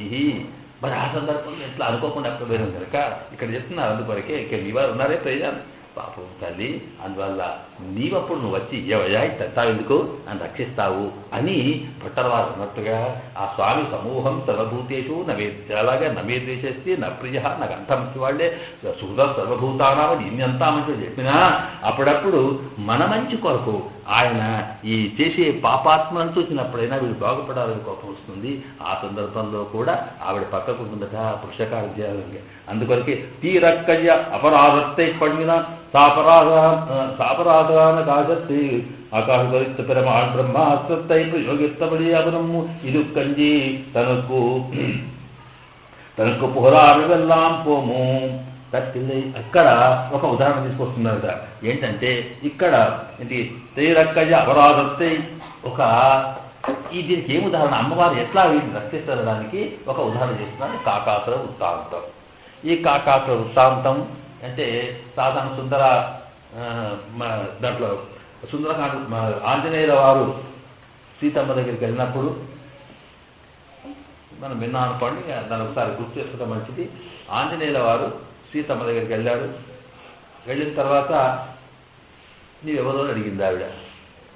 సరే ఇదంతా అయిపోయింది, ఫలానా రాముడిని ఇలా చెప్పి రాముడి యొక్క తత్వం చెప్పి గుర్తు ఇతను రాముడి వాడిని అనిపించుకున్న తర్వాత ఇక ఆమె ఆజ్ఞ తీసుకున్నాడు. రాముడి దగ్గరికి వెళ్ళాల్సిన సందర్భం వచ్చినప్పుడు ఆవిడ చూడామని ఇచ్చింది, చేతికిచ్చి నా గుర్తు ఆయన అంగుళీయకం తాను తీసుకున్నది చూడతనికిచ్చి సరే ఇదికి ఒట్టుగా తీసుకో చెప్పు సీతమ్మది చూస్తాడు ఆయన అంతే. అంటే అమ్మ ఇది నిజమే కానీ నువ్వేమో ఇది ఇచ్చావు, ఇది బాగానే ఉంది, ఇది నువ్వు వేసుకునేదే, కానీ ఇది నీదే అని నమ్మకం ఏంటి గ్యారంటీ అని అంటాడనుకో ఆయన. ఎందుకంటే అక్కడనో అలాంటిది ఇంకెవడో చేసిన మోడల్ పెట్టుకొని ఎవడని చేసుకోవచ్చు కదా. తీసుకొచ్చి నువ్వు సీత దగ్గర తెచ్చినా సీత దగ్గర తెచ్చినా అంటే ఏం చేస్తాం?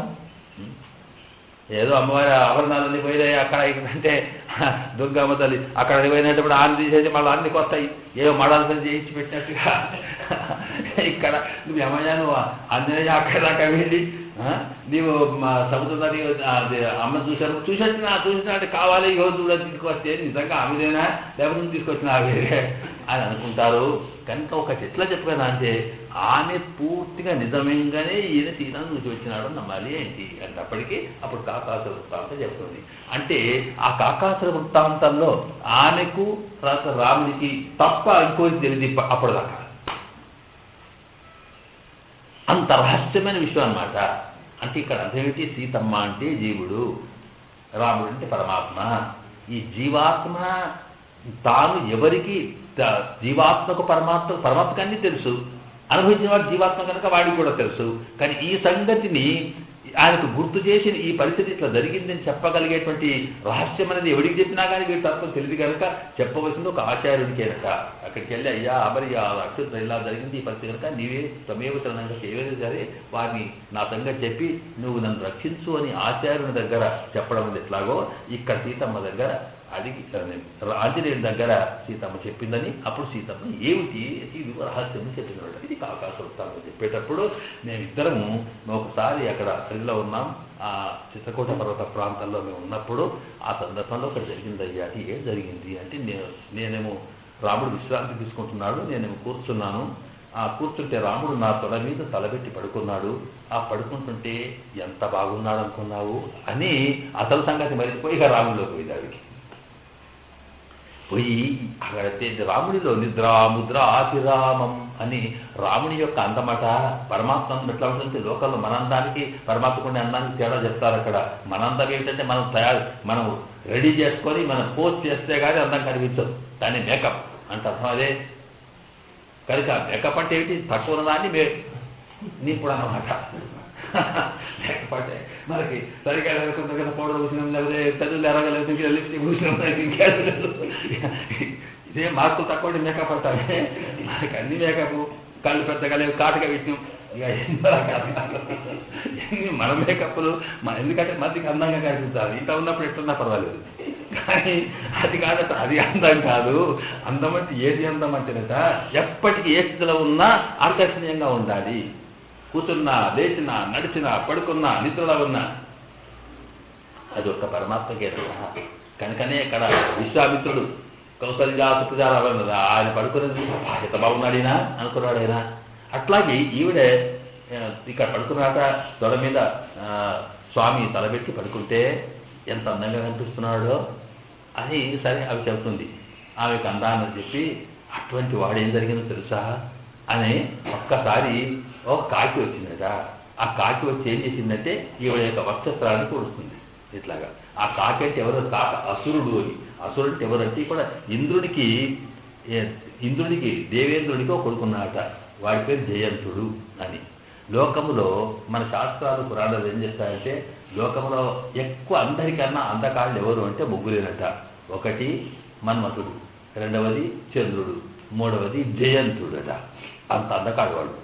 వాడికి అందము ఉన్నది, వయసు ఉన్నది. ఇంద్రుడికి కొడుకు వాడు పెట్టాడు కదా, దేవేంద్ర మహారాజు కొడుకు అంటే అప్పుడు బట్టి చిన్నగా మినిస్టర్ అయితే వాడు ఎంత ఎన్నదే చేస్తాడు మార్గాలు. అలాంటిది దేవేంద్రుడు కొడుక కనుక వాడికి ఎంతటో వరం జయంతుడు చూసినప్పటికీ ఇక్కడ అట్లా పెడుతున్నాడు ఆకాశంలోంచి. అక్కడ అమ్మవారు తాను కూర్చున్నది, స్వామి నిద్రలో ఉన్నాడు. చూసిన తర్వాత అమ్మాయి ఎంతో అందంగా కనిపిస్తుంటే అవి లక్ష్మీదేవి యొక్క స్వరూపం కదా. కనుక అందంగా అనిపిస్తే వీడికి ఏదో కామవాంఛ పుట్టింది. పుట్టిన తర్వాత తాను ఏం చేయాలి, ఈవిడిని ఎట్లాగా దగ్గరికి తీసుకోవాలని ముట్టాలి, కృషించాలనుకున్నాడు. అనుకుంటే మరి దగ్గర పోతే అది కుదరదు కదా అనుకుని అప్పుడు ఏం చేశాక వాడు అక్కడి నుంచి ఇది కాకుండా వేషం మార్చుకున్నాడు. అంటే వాడుకున్న శక్తులు ఉంటాయి కదా, దైవీ శక్తులు, వాటిని బట్టి వాడు ఏం చేసినాడు, వాడు దేవేంద్రుని కుమారుడు అయ్యుండి వాడు ఒక కాకి వేషం వేసుకున్నాడు. వాడు బలిబుజ ఇక్కడ అంటారు. ఇక్కడ ఏంటంటే కాకి అంటే అసలు పనికిరాని. మనం ఏంటంటే చివరికి ఏదో ఎంగెలుగుతుందిగా చూసిన చాట్ పంపిస్తా ఉంటాడు. కనీసం అటువంటి కాకి అంటే వాడికి ఎంత దూరం దిగినాడు అంటే అవుతూ ఒక కాకి. అందులో వాడి మనసు అసుర ప్రవృత్తి అంటే పనికిరానటువంటి ఒక రాక్షస ప్రవృత్తిలో తాము చేయకూడని పని చేయడానికి కాకాసురుడు అని పేరు పెట్టారు వాడికి. ఆ కాకి అయిపోయిన తర్వాత వస్తూనే ఏం చేశాక వచ్చి ఒక చెట్టు మీద వాడాడు. వాడిని చూశాడు. ఇక్కడ చూసినా కాసేపు ఆ కాకి వృత్తిలో కూడా ఆమె దగ్గరికి పోయి ఆమె స్పృశించడానికి ధైర్యం లేదు. అందుకొరకు వాడు అటుపోయి చూసి అక్కడికి పోయి మెల్లగా కూర్చొని దగ్గర ఇంకా దగ్గర పోయేసాడు. ఇంత కదలేదు. కదలేకపోతే అక్కడికి వెళ్ళి ఇట్లా కూర్చుంది. ఎందుకు కదలేదు అంటేనట ఆమె స్వామి పడుకున్నాడు కనుక ఆ పడుకున్నటువంటి స్వామి యొక్క అందాన్ని చూసుకుంటే అలా కూర్చొని ఆయన నిద్రాభంగం అయితే మరి కుదరదు అనుకొని ఆవిడ కూర్చుంటే వీడు వెళ్ళి ఆమె వక్షస్థలాన్ని పొడుతున్నాడు. బుక్కుతో ఇట్లా పొడుస్తున్నాడు పోతుంటే ఆ పొడవడానికి ఇదంతా మాంసమంతా ముద్దలైపోయి రక్తం కాస్తుందట. రక్తం కారేటప్పటికీ ఆ రక్తం చుక్కలు ఓటి పడుతుంటే అక్కడికి కూడా అది కదలలేదు. ఎందుకొరకంటే తాను కదిలితే ఈయనకు నిద్రాభంగం అవుతుంది రాముడికి అనుకొని ఓర్చుకుంటూ కూర్చుంది. పాపం ఎక్కడ కూర్చుంటుంది అలాగే ఉండగా ఆయన ఇట్లా పడుకున్నా రక్తం యొక్క చుక్కలు ఓటి టప్ప ఆయన తల మీద పడుతున్నాయి. మొక్క మీద చల్లగా పడే ఎదురు చూశాడు. చూసేటప్పటికీ చూసేటప్పుడు ఇట్లా చూస్తే ఆమె వక్షస్థలం అంతా ఎర్రబడిపోయి రక్తం కాస్తుంది. ఇక దెబ్బ రాస్తే వస్తుందో తెలుసు. అలా చూస్తున్నట్టు చూసాక ఏమిటని చూసేవారు వాడు అక్కడ కొమ్మ మీద చూస్తున్నాడు కాకాసుడు. ఓహో వీడు చేసిన పదాన్ని కనుక వెంబడి బ్రహ్మాస్త్రం వదిలాడు. ఇంకా బ్రహ్మాస్త్రం స్వామికి బ్రహ్మాస్త్రం అనేది అన్నిటికన్నా లాస్ట్కి వదలాల్సింది. అటువంటి ఈ బ్రహ్మాస్త్రమును వదిలాడు. అంత కోపమాట ఆయనకు వచ్చింది. వస్తూనే ఒకసారి వదిలాడు. ఈ బ్రహ్మాస్త్రం సంగతి ఏమిటంటే కాదే పోయిన పని చేసుకుంటే రావాలి. అందువల్ల అది వస్తుందని వీడు పరిగెత్తి ఇక జయంత స్వరూపం ఎక్కడ దిక్కుమల కాకి స్వరూపంలో వెళ్ళాడు. ఎందుకంటే రెక్కల మీద వాడు పోతే వెంబడి పడుతుంటే పాపం ఎక్కడ పోవడానికి ఏం వీలు లేకుండా ఎట్లా అంటప్పుడు వాడు అక్కడికి చక్కగా పోయి ఎక్కడ పోతాడు పోయి ఇక ఏదైనా జరిగిందంటే ఇంట్లో పోయి వచ్చుడే కదా. వాడి దగ్గర దేవేంద్రుడి దగ్గరికి పోయినాడు. దేవేంద్రుడి దగ్గర పోయేటప్పటికి అక్కడ చూసాక ఏంటంటే ఇది జరిగింది పరిస్థితి అర్థం చేస్తున్నాడు వాడు. ఓహో అట్లా కాదు, ఇది నా వల్ల కాదు, నువ్వేమన్నా ఉడుగుగా నిన్ను పట్టుకుని నేను పోతా మొత్తం స్వర్గలోకం పోతే సర్వం పోతుంది. ఎందుకంటే రాముడికి అతనికి అయితే బ్రహ్మా స్వయంభూ చతురానోవా అన్నాడు. రాముడి సంగతి చెప్తాడు కదా ఆంజనేయ స్వామి రావణాసుడి దగ్గర. నువ్వు అనుకుంటున్నా రాముడి సంగతి చెప్తే వింటలేవు నువ్వు, నీకెవడు బ్రహ్మదేవుడు తపస్సు చేసినాను, శివుడు తపస్సు చేసినా, ఎవడేమి చేసినట్టు వీళ్ళంతా కూడా పనికి రాకుండా పోతారు. బ్రహ్మ చతుర్భు అంటాడు. ఇంత పెద్దవాడు ఇవరికి 4 తలకాయలు ఉన్నప్పటికీ నువ్వు 10 తలకాయలు వాడు 4 తలకాయలని మా రాముడికి వస్తే నువ్వు ఎందుకు పనికి రావుకోమన్నాడు. అట్లా చెప్తాడు. శివుడిని గురించి చెప్పినప్పుడు 3 కళ్ళు ఉన్న దగ్గర మీద దానికి అలాగే ఇలాగా చెప్పి ఇంద్రుడు స్వయం ఎవడే మహేంద్ర వాడు ఎందుకు గురికి రాడు మా రాముడు అంటాడే. అంతటి కోపం మరి రాముడికి వచ్చినప్పుడు ఆ సంగతి ఇంద్రుడికి తెలుసు కనుక ఎవరా కొయితబాయ కొడుకు పోయితబాయ కానీ మొత్తం ఇష్టపోతున్నాడు వాడు అనుకోని సపిత్ర ఆట పరిత్యక్త చెప్తున్నాడు. ఒక్కసారి తల్లి నా వల్ల కానీ పోమన్నాడట. పోయేటప్పటికి అప్పుడు ఎవరుండాలి అంటే తండ్రి కాదన్నప్పటికీ సపిత్రాత పరిత్యక్త అక్కడ చెబుతుంది ఆవిడ. తండ్రి పాపం పో అందరికీ తండ్రి ఏంటి కానీ వదిలేస్తే ఎవడు రక్షకుడు అనేటప్పటికి అక్కడికి అమ్మ దగ్గరికి పోవాలా. ఇక్కడ ఏంటంటే మరి తల్లి దగ్గరికి పోయినట్టు ఆ శ్లోకంలో లేదు అక్కడ సపిత్రాత్ పరిత్యక్త అని సరే ముందుకు చెప్తా అనుకోండి. అంటే అప్పటికి మరి తల్లి దగ్గర పోయిందా లేదా ఆగనందని చెప్పి అయ్యో ఇదేంటయ్యా శశిదేవి దగ్గర పోతే ఇదేమిటి మా పూర్వం రెచ్చిపోతాడు ఈ కథ అని చెప్పొచ్చు కదా. ఆ మాట చెప్పాలంటే సపిత్రాచ అన్నది అక్కడ. చ అంటే కూడా, అంటే తండ్రి చేత కూడా పరిత్యక్తుడు అంటే వాడు తప్పనిసరిగా మొట్టమొదటి తల్లి దగ్గరికి పోలేదు, తప్పనిసరిగా అమ్మ దగ్గరికి పోయింటాడు వాడు. ఎందుకంటే చ అనేది కూడా తండ్రి కూడా విడిచిపెట్టిండు అంటే తల్లి దగ్గర పోతే తల్లి విడిచిపెట్టి ఉంటుంది, పోయితే తండ్రి దగ్గర పోయిండు అంటాం అనమాట. అందువల్ల సపిత్రాచ పరిత్యక్త ఇక్కడ చెప్తున్నాడు. సపిత్రాచ పరిత్యక్త సురైశ్చ సపిత్రాచ పరిత్యక్త సురైశ్చ సమహర్షిభిః త్రిలోకాన్ సంపరిక్రమ్య సమేవ శరణం గతః. సపిత్రాచ పరిత్యక్త సురైశ్చ సమహర్షిభిః. ఇక మన దగ్గర సంప్రదాయం ఏంటంటే ఒక శ్లోకం, అందులో రామాయణ శ్లోకం వచ్చినా అది విష్ణు పురాణ శ్లోకం వచ్చినా దాన్ని గుంజి గుంజి గుంజి దాంట్లో అంతా మొత్తం సారం పిండేస్తారు వీళ్ళు. ఈ ఒక్క శ్లోకం మీద 3 పేజీలు రాసింది ఇక్కడ. ఇక సపిత్రాచ పరిత్యక్త అంటే తండ్రి వదిలేసిందని ఇలా ఉంటే అక్కడ ఏంటంటే మరి తల్లి దగ్గరికి పోలేదా అని మీరే అనుకొని వదిలే తల్లి దగ్గర పోయి ఉంటాడు. ఎందుకంటే చా ఉంది కదా అక్కడ, చా అంటే కూడా అర్థము. అంటే అప్పటిదాకా ఇంకెవరి దగ్గర పోలేదు కనుక తండ్రి కూడా విడిచిందంటే తల్లి దగ్గర పోయి ఉంటాడు, వాడు విడిచుంటాడు, ఈ దగ్గరికి వచ్చి విడిచుంటాడు అని అర్థం చేసుకోవాలి. ఆ తర్వాత అక్కడి నుంచి తండ్రి పోవాలంటే కాదంటే అప్పటికి ఎక్కడికి పోవాలి, అక్కడి నుంచి ఎప్పటికి కదా పరిత్యక్త సురైశ్చ అక్కడి నుంచి దేవతల దగ్గర పోయినాడు. ఎందుకంటే దేవేంద్రుడు కొను కనుక మరి వీడు కాకుండా వాళ్ళు ఏమండి ఏమండి ఏమండి అని ఏమిటి అంటే ఇది పరిస్థితి బ్రహ్మాస్త్రం కనుక వస్తున్నది, మరి వీడిని సమాప్తం చేస్తున్నట్టు అప్పుడు వాళ్ళు చూశారు. చూసి అసలు తండ్రి విడిచిపెట్టి తల్లి విడిచిపెట్టింది.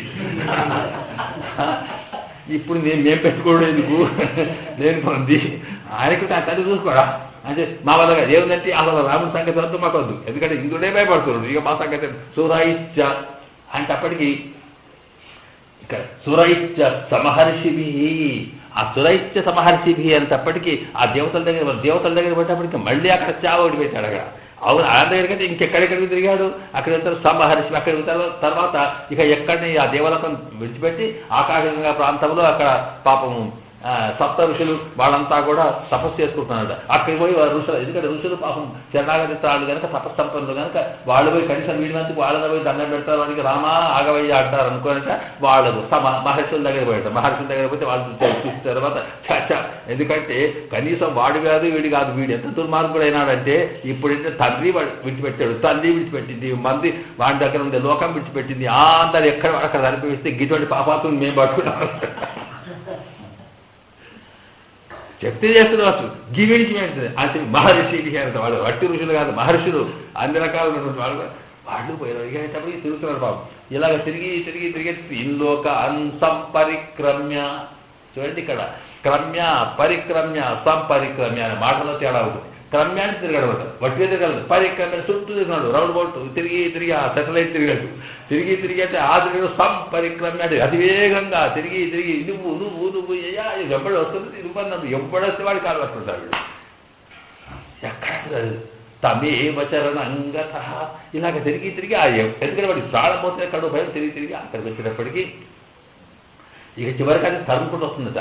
ఈ తరుముకుంటూ వచ్చిన తర్వాత ఇక చివరికి వాడు పోయి పోయి పోయి పోయి చివరికి ఇక శరణాగతి వాడి చేయడం కాదు, వీడికి చేత కాకుండా అయిపోయి ఆకాశం తిరిగి తిరిగి రెక్కలు తిరిగిపోయేటట్టు అయిపోయి తన కాళ్ళు ఇదైపోయి అక్కడ తప్ప కింద కూలిటవాడు. కింద కూలిటప్పటికి పడేది వాడు ఎక్కడ సీతమ్మ కాళ్ళ దగ్గర వాడు. ఇది ఆ సీత అది వచ్చి అంటే ఈ బ్రహ్మాస్త్రం ఏం చేసింది, దాన్ని వాడిని నప్పొచ్చు కదా, ఇంతసేపు తిప్పుడు ఎందుకంటే అంటే అర్థం ఏమిటి, ఆ బ్రహ్మాస్త్రము చంపుడు ముఖ్యంగా రాముడు ఆజ్ఞ చేయలేదే నమ్మని విడిచిపెట్టింది అంతే. అంటే అర్థమేంటి వీడు పారిపోతాం పట్టుకురావచ్చు. అందువల్ల వీడు ఎక్కడికి తిరిగినా తరుముడు అంతే, ఎక్కడికి తిరగాలి ఇక్కడికే అంతే తప్ప ఇక వాడే డిసిషన్ వాడది, నడు బ్రహ్మాస్త్రది కాదు కదా. అందువల్ల సంపరిక్రమ్య తమేవ శరణకు వచ్చాక వాడు శరణాగతి చెప్పి తప్పని అక్కడికి కింద పడ్డాడు. కింద పడి ఆ రాముడిని పడకుండా అమ్మవారి కాళ్ళ మీద పడ్డాడు. అది ఎట్లా పడ్డదంటే ఆ కాకి ఆ పడేటప్పుడట అమ్మవారికి తలకాయ అయింది, ఆ స్వామి దిక్కే కాళ్ళు అయ్యాట. అక్కడ కూర్చుంటే పోయేటప్పటికి అటు ఇటు తెలుగు చూస్తున్నాడు అక్కడ ఆ కాళ్ళు ఈ చూసిన అయ్యో పాపం వీడు ఇంత కష్టపడి మన అమ్మా నన్ను నీవు తప్ప మనకు పెట్టేది శరణాగతి చేస్తున్నాడు వీడు అంటే తలకాయ పడ్డానికి. ఎందుకంటే ఆమె దయాదే కదా, నువ్వు చెయ్యాలని అక్కర్లేదు అనేటప్పటికి చూసి అట్టే చూసి ఇట్లా తీసింది సార్ ఇటు పెట్టేప్పటికి కాళ్ళు ఇటే తలకాయ ఎవరు చూస్తున్నావు పాపం వాడు ఏం చేసినట్టే వాడు పాపం సడన్గా తీసుకున్నాడు కాళ్ళ మీద పడ్డాడు పోనీ వాడు పాపాత్మడు ఏం పోయి అనేటప్పటికీ సరే నేను చెప్తున్నాను వదిలేసిన ఉపసంహరించుకున్నాడని కనుక ఇలాంటి స్థితిలో ఏంటంటే సీతవడానికి కోపం వచ్చినట్టుంటేనట రక్షించేది అమ్మవారే అని చెబుతూ చాలా అద్భుతమైనటువంటి ఆ సమయాన్ని చెప్తాడు. ఈ కాకాసుర వృత్తాంతం ఇట్లా జరిగింది అని సీతమ్మ ఇది అందుకంటే ఇది అందరికీ ఎందుకు చెప్పదంటే కాకి వచ్చి సీతమ్మ వచ్చిందట జయంతుడట అది చేసింది దాంట్లో ఏమవుతుంది అది ఏం జరగకుండా లోకమంతా ఇక బలమైపోతుంది. అది వష్టిగా ఏదో రావణాసుడి దగ్గర కొన్నేళ్ళు ఆమె ఎంతో పవిత్రంగా ఉండి కూడా అగ్నిసాక్షి అగ్నిలో కూడా పవిత్రత అయిపోయి ఉండి పరీక్ష అయినాక కూడా వాడు ఎక్కడో పోయి ఎవడో దాకడో మాట అన్నందుకే వాడు చెప్పి మళ్ళీ విడిచిపెట్టాడు. అటువంటిది కాకాసుడు ఇట్లా వచ్చిందట ఏవో అంతా జరిగితే లోకం తీసుకుంతగా ఆగిపోతుంది. ఇంతదాకా చెప్పలేదు. కానీ మనసులో ఉన్నటువంటి ఇది అంటే ఎవరికి కూడా లోకానికి చెప్పకూడనటువంటి రహస్యాన్ని కూడా ఆచార్యుని ముందు తినిపించాలి కనుక తాను హనుమంతుడు చెప్తే అక్కడ చెప్పండి ఇక అసలు సంగతి ఏం సంగతి అయితే జరిగింది అట్లా చూసినట్టు ఇది ఇచ్చింది కాదు మీ సంగతి తెలిసిందే.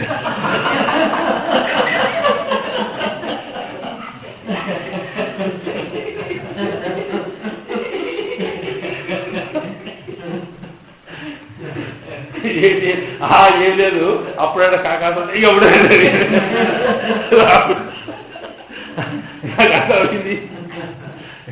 నువ్వు చేస్తావు మాట్లాడగా కానీ అసలు ఆంజనేయుడు పోయేటప్పటికి రాముడి దగ్గర సుగ్రీవుడు వాడు జన్మంతం వాడు అది కట్టే తెలుసు అది చెప్పాలి అమ్మ చెప్పి దగ్గరగా చెప్పాలి ఇది కథ ఆయన కథ భార్య ఉంటే కదా సంగతి తెలిస్తే కదా సంసార సంగతి తెలియాలి. అందువల్ల ఇలా జరిగింది కనుక అలాంటి స్థితిలో రక్షించింది కనుక ఆవిడ అమ్మవారి యొక్క పురుషకారం చాలా అవసరం అంటూ ఇదంతా కూడా అంటే చనిపోవలసిన వాడిని కూడా చంపవలసిన వాడిని కూడా బతికించి తాను ఇచ్చేసింది అంటూ అలా చూపిస్తే సరే ఇదంతా చెప్పినారు బాగానే ఉంది. అసలు స్వామికి కోపం వచ్చినట్టు ఇక్కడ కనిపిస్తుందా అంటే భగవద్గీతలో చూపిస్తున్నాను. అంటే భగవద్గీత ఎప్పుడు కూడా భగవద్గీత అనేది పరమాత్మ యొక్క దివ్య ఆజ్ఞరూపం కనుక అక్కడ చెప్పాడేంటి ఇక క్షిపామి నక్షమామి ఎన్నుం పడియాను సీతం పిరందాళ్ళు ఆ బపరాదత్తై పొరుపరు అంటే ఆ స్వామికి అప్పుడప్పుడు కోపం వస్తుందంటే క్షిపామి అంటే అర్జునుడికి చెప్తాడు అది ఏంటంటే ఇదిగో నన్నెవరి మామేవ ఏ ప్రపంచంతే మాయామేతాంతరంతే నన్నెవరి ప్రపత్తి చేస్తారో నన్ను నమ్ముకుంటారో వాళ్ళకే నేను అన్ని రకాలు ఉంటాను ఎంత చేస్తాను చెప్పితే అతను ప్రపత్తి చేస్తే చాలు నేనే చేస్తానంటే అర్జునుడు అడిగాడు ఏమయ్యా మరి ఎవరెవరు వస్తారు ఏం సంగతి చతుర్విధ భజంతే మామ నా దగ్గరికి 4 రకాల వాళ్ళు వస్తారయ్యా కొందరు ఆర్తులు కొందరు జిజ్ఞాసులు కొందరు డబ్బు కోసం వచ్చేవాళ్ళు కొందరు దిక్కులేని వాళ్ళు కొందరు ఏదో ఇట్లా అని చెప్పి అది చెప్పిన తర్వాత నాకు రాని వాళ్ళు కూడా ఎలా ఉంటారు అని చెప్పి వాళ్ళు కూడా 4 రకాలు చెప్తారు అవసరం భావమానుష ఆసుతాహ అని అట్లా అని వాళ్ళు ఉంటారు. ఎవడైతే ఇన్ని చాలు చెప్పినా నా దగ్గర రాడో వాడి సంగతి ఏం చేస్తారు తెలుసా అన్నాడు ఆయన కృష్ణుడికి. రాముడికి కృష్ణుడికి తేడా అక్కడే ఉంది. పాపం రాముడికి ఎప్పుడో ఒకసారి అంత మరీ ఇంత కోపం వస్తే కృష్ణుడు అట్లాగా ఎప్పటికప్పుడు చెప్తారు చేయకపోతే ఎప్పుడే కోపం అది సాక్షి ఇంత చెప్తున్నట్టు చేయాలి అంటే వచ్చింది ఎంతవరకు కృష్ణావతారం రామావతారంలో కేవలం ఏంటంటే మానవ ఆదర్శ మానవత్వమే కనిపిస్తుంది. అందులో పరత్వం లేదు.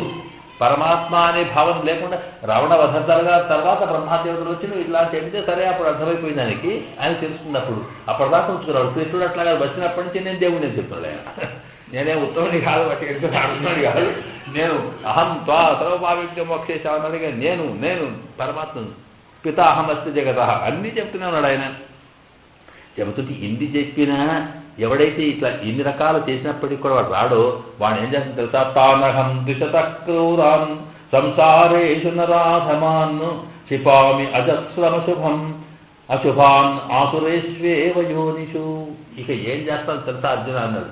ఇంత చెప్పి ప్రపంచం ఏం లేదు కనీసం పెట్టదాలు నువ్వు ఒక్కసారి నాకు వస్తుందాలు వాడిని నేను కాపాడతాను అంటే కూడా వాడు రాకుండా నాకే ఇచ్చేస్తూ అక్కడ ఏంటంటే ఈయనేం దేవుడు కనుక మనిషి అనుకొని వాడు సాధారణంగా మనుషులను తన వాసితం వాళ్ళు నన్ను మనిషిగా కనిపించినందుకు కాను వీళ్ళు ఎందుకు అవజానంతి మా మూఢా మానుషం తన వాసితం మనిషి వస్తే నన్ను అవమానం చేస్తున్నారు పనికిరాదంటున్నారు మీరు సంగా చూస్తున్నాడు అంటే తానహన్ దిష్ట క్రూరా, నాకే దేశం వచ్చిందంటే వాళ్ళ క్రూర సంసారేషు నరాసమ. చూడండి, వాళ్ళు సంసారంలో ఉన్నవాళ్ళు తర్వాత క్రూరులు, నరాధములట, నరుడుగా అధములు అంటే అంతకన్నా హీనులు అన్నమాట. నరుడు నరాధమత్వం అంటే పశుహీనులు, అంటే పశువు కన్నా హీనులు అని చెబుదాం మనం. మన శ్రీనాథుడు అంటాడు, ఎవడో తిట్టాట ఒకటిగా తిడుతుంటే ఒరే గాడిది కొడుకా అని అంటాడు. ఆయనకప్పటికీ ఆ పక్కకున్న గాడిది ఓరి ఎడుతున్నది, ఏంటంటే వీడా నా కొడుకటంతో గాడిది ఏడ్చేది.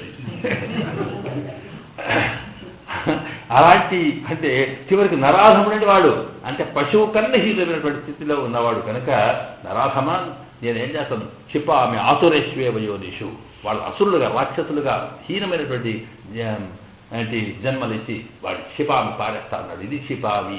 ఎక్కడ క్షిపామి వాటికి వచ్చిందంటే కోపం వచ్చిందంటే పరమాత్మకు క్షిపామి అంటాడు వాడు. క్షిపామి అంటే మన అర్థం ఇది అంటే పారేస్తామనేది, అవతల వారేస్తామనేది. ఎక్కడ వారేస్తామంటే అవతల అంటే ఎక్కడ కాదు, ఆసురేశ్వేవ యోనిషు, పనికిరాని హీనమైన జన్మల్లో పురుగులా పుట్టిస్తారు, పనికిరాని దీనిగా పుట్టిస్తారని చెప్పి అన్నాడు.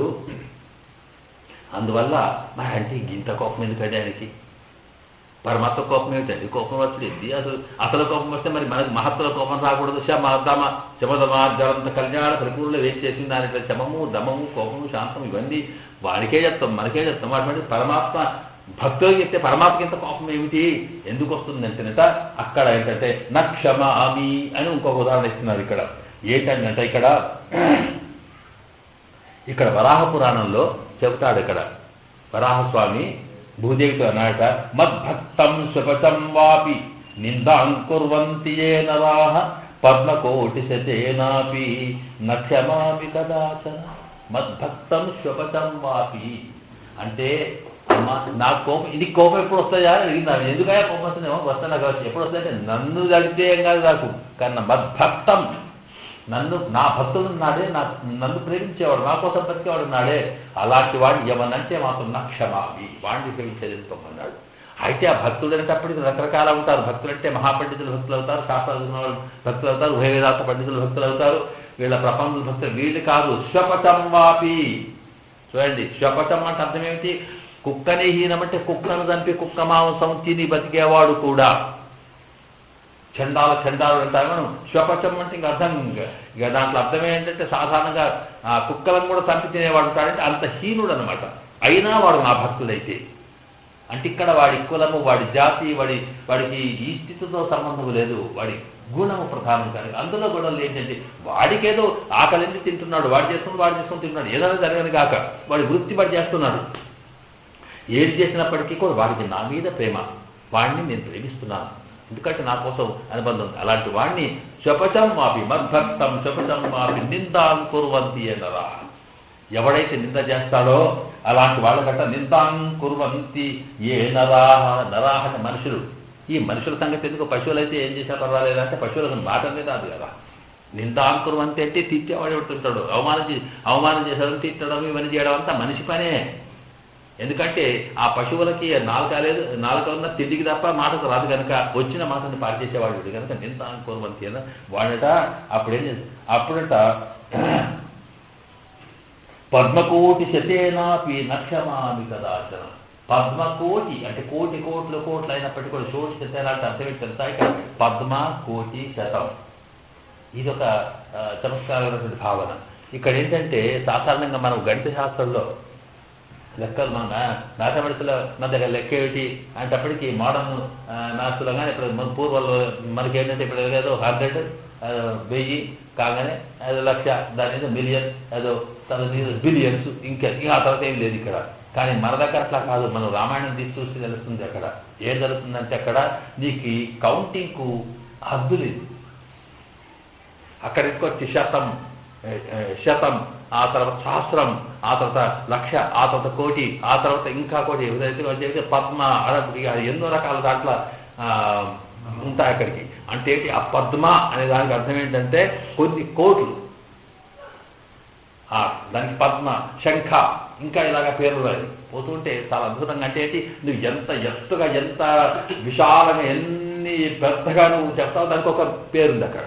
దీనికి ఇట్లా 1000 అంటే ఇలాగ సహస్రం అంటే 1000 అనే ఎట్లా అర్థమో అలాగే పద్మ శంఖ ఇంకా పైన అలాంటి స్థితులు ఉన్నాయి. దాంట్లో అవన్నీ అనిపిస్తాయి. ఇక్కడ పద్మ కోటి శతేనా అంటే అప్పుడేంటి, శతం అంటే 100, కోటి అయితే కోటి, పద్మం అంటే ఇంకా ఎన్నో కోట్లు, అంటే ఎన్నో కోట్ల 100ల కోట్ల పద్మ ఆ రకంగా ఉన్నప్పటికీ కూడా వాడి ఎట్టి పరిస్థితుల్లో కూడా వాడి నిందాంకుర్వంటి ఎవడు చేస్తాడో వాడిని ఎన్నిసార్లు వాడు క్షమించనుకోన్న నక్షమాపి.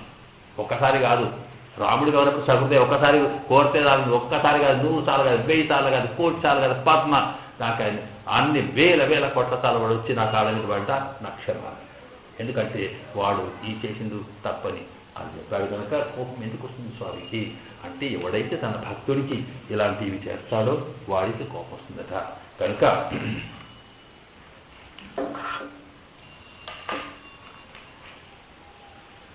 కనుక అలాగ కోపం వచ్చినప్పుడు ఆమె ఏం చేస్తుందంటే ఆమె రక్షిస్తుందట.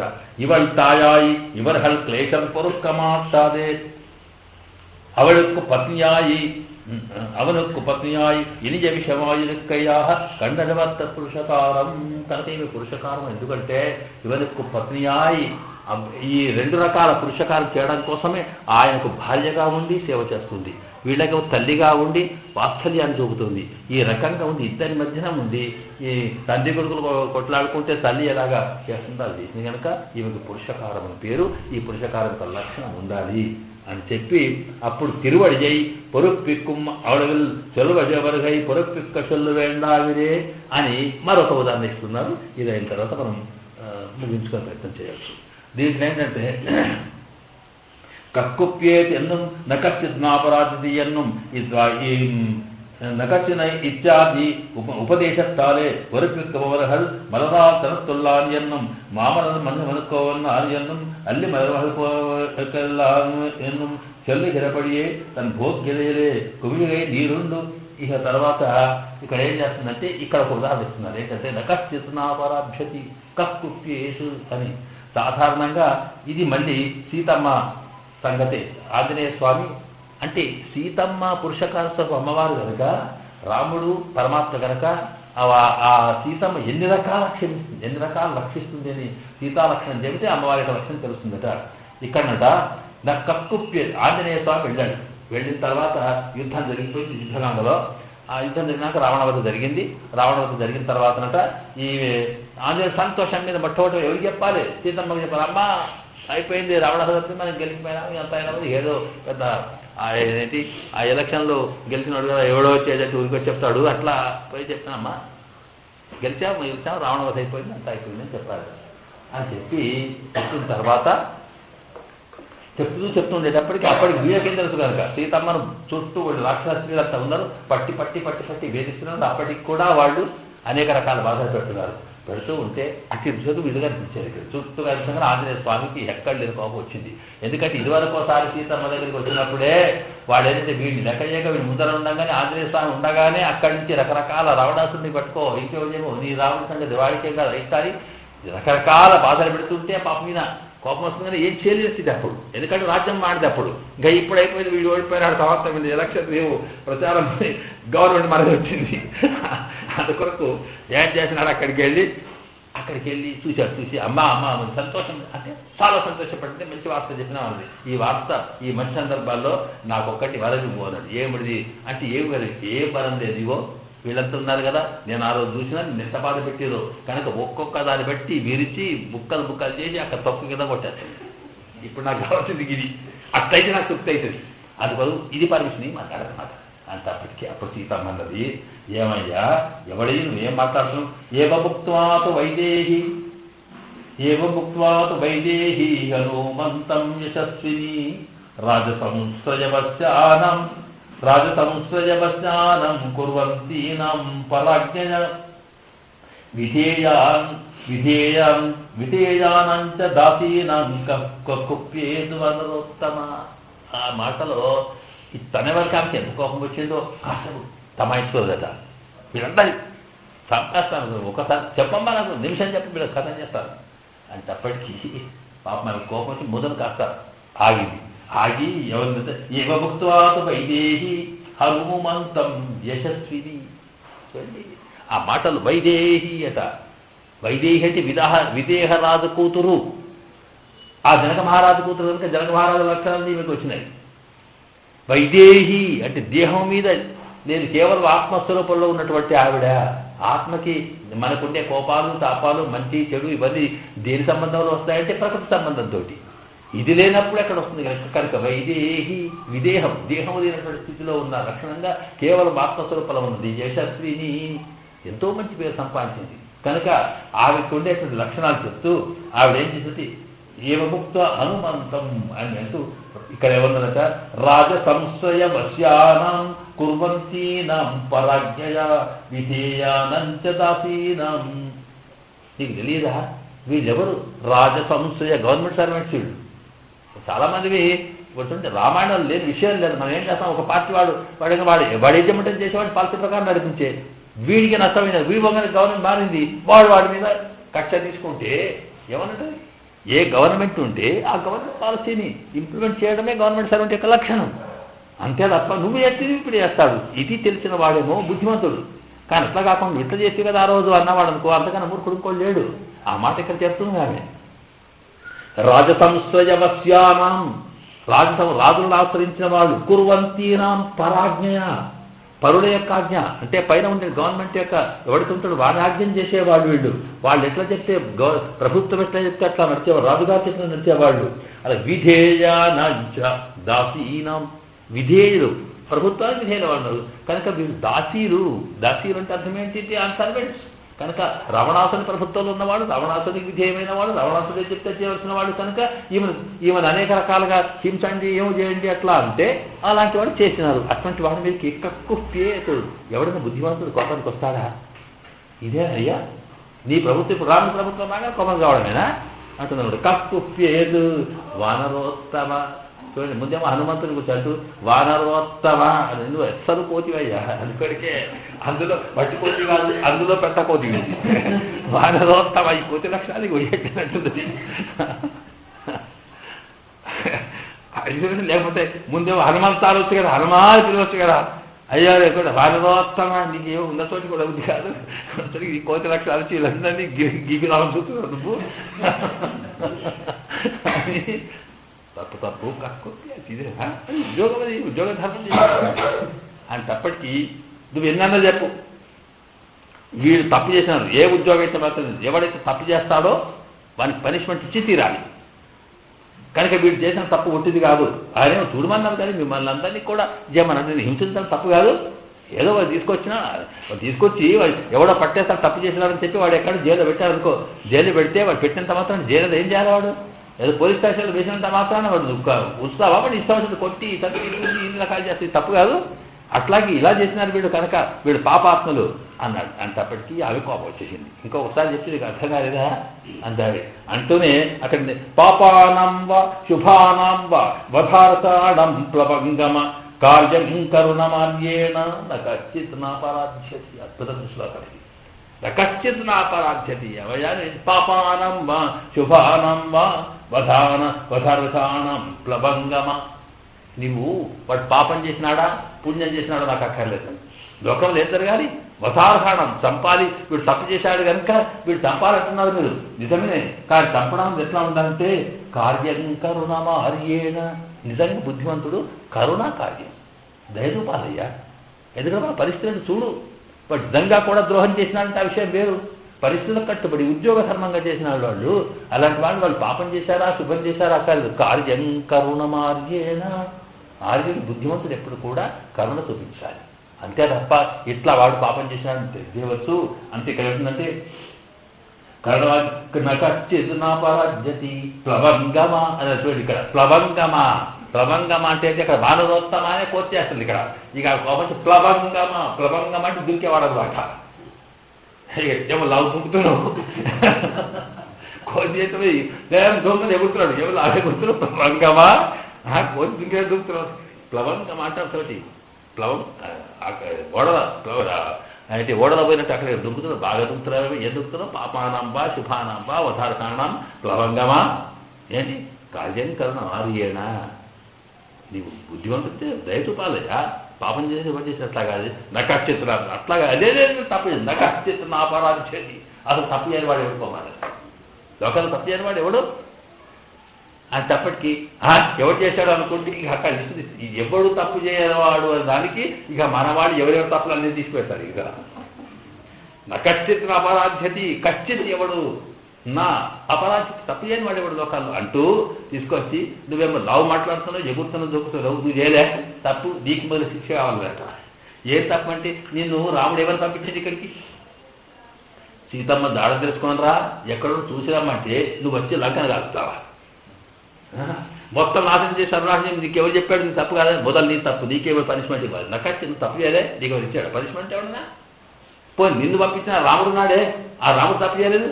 మా తండ్రి ఏమేం చేసింది? ఇయం సీత జనక మమసుత సాధర్మచరీతవ, ఇదిగో నా కూతురు జాగ్రత్త స్వ భద్రంతే పాణింగస్వ, ఆ పాండ్యాన్ని ఇంత పెళ్లి ఇంత జాగ్రత్తగా చేసి నన్ను కాపాడుకోమని ఇస్తే ఆయన ఏం చేసినాడు? తీసుకువచ్చి అడవిలోకి వచ్చినాక నన్ను ఒకదాన్ని విడిచిపెట్టేసి అమాంతంగా రావణాసుడిగా పోయి చేసి ఇన్ని కష్టాలు పెట్టినా లేదా? ఆయనకి ఏం పనిష్మెంట్ ఇస్తావు?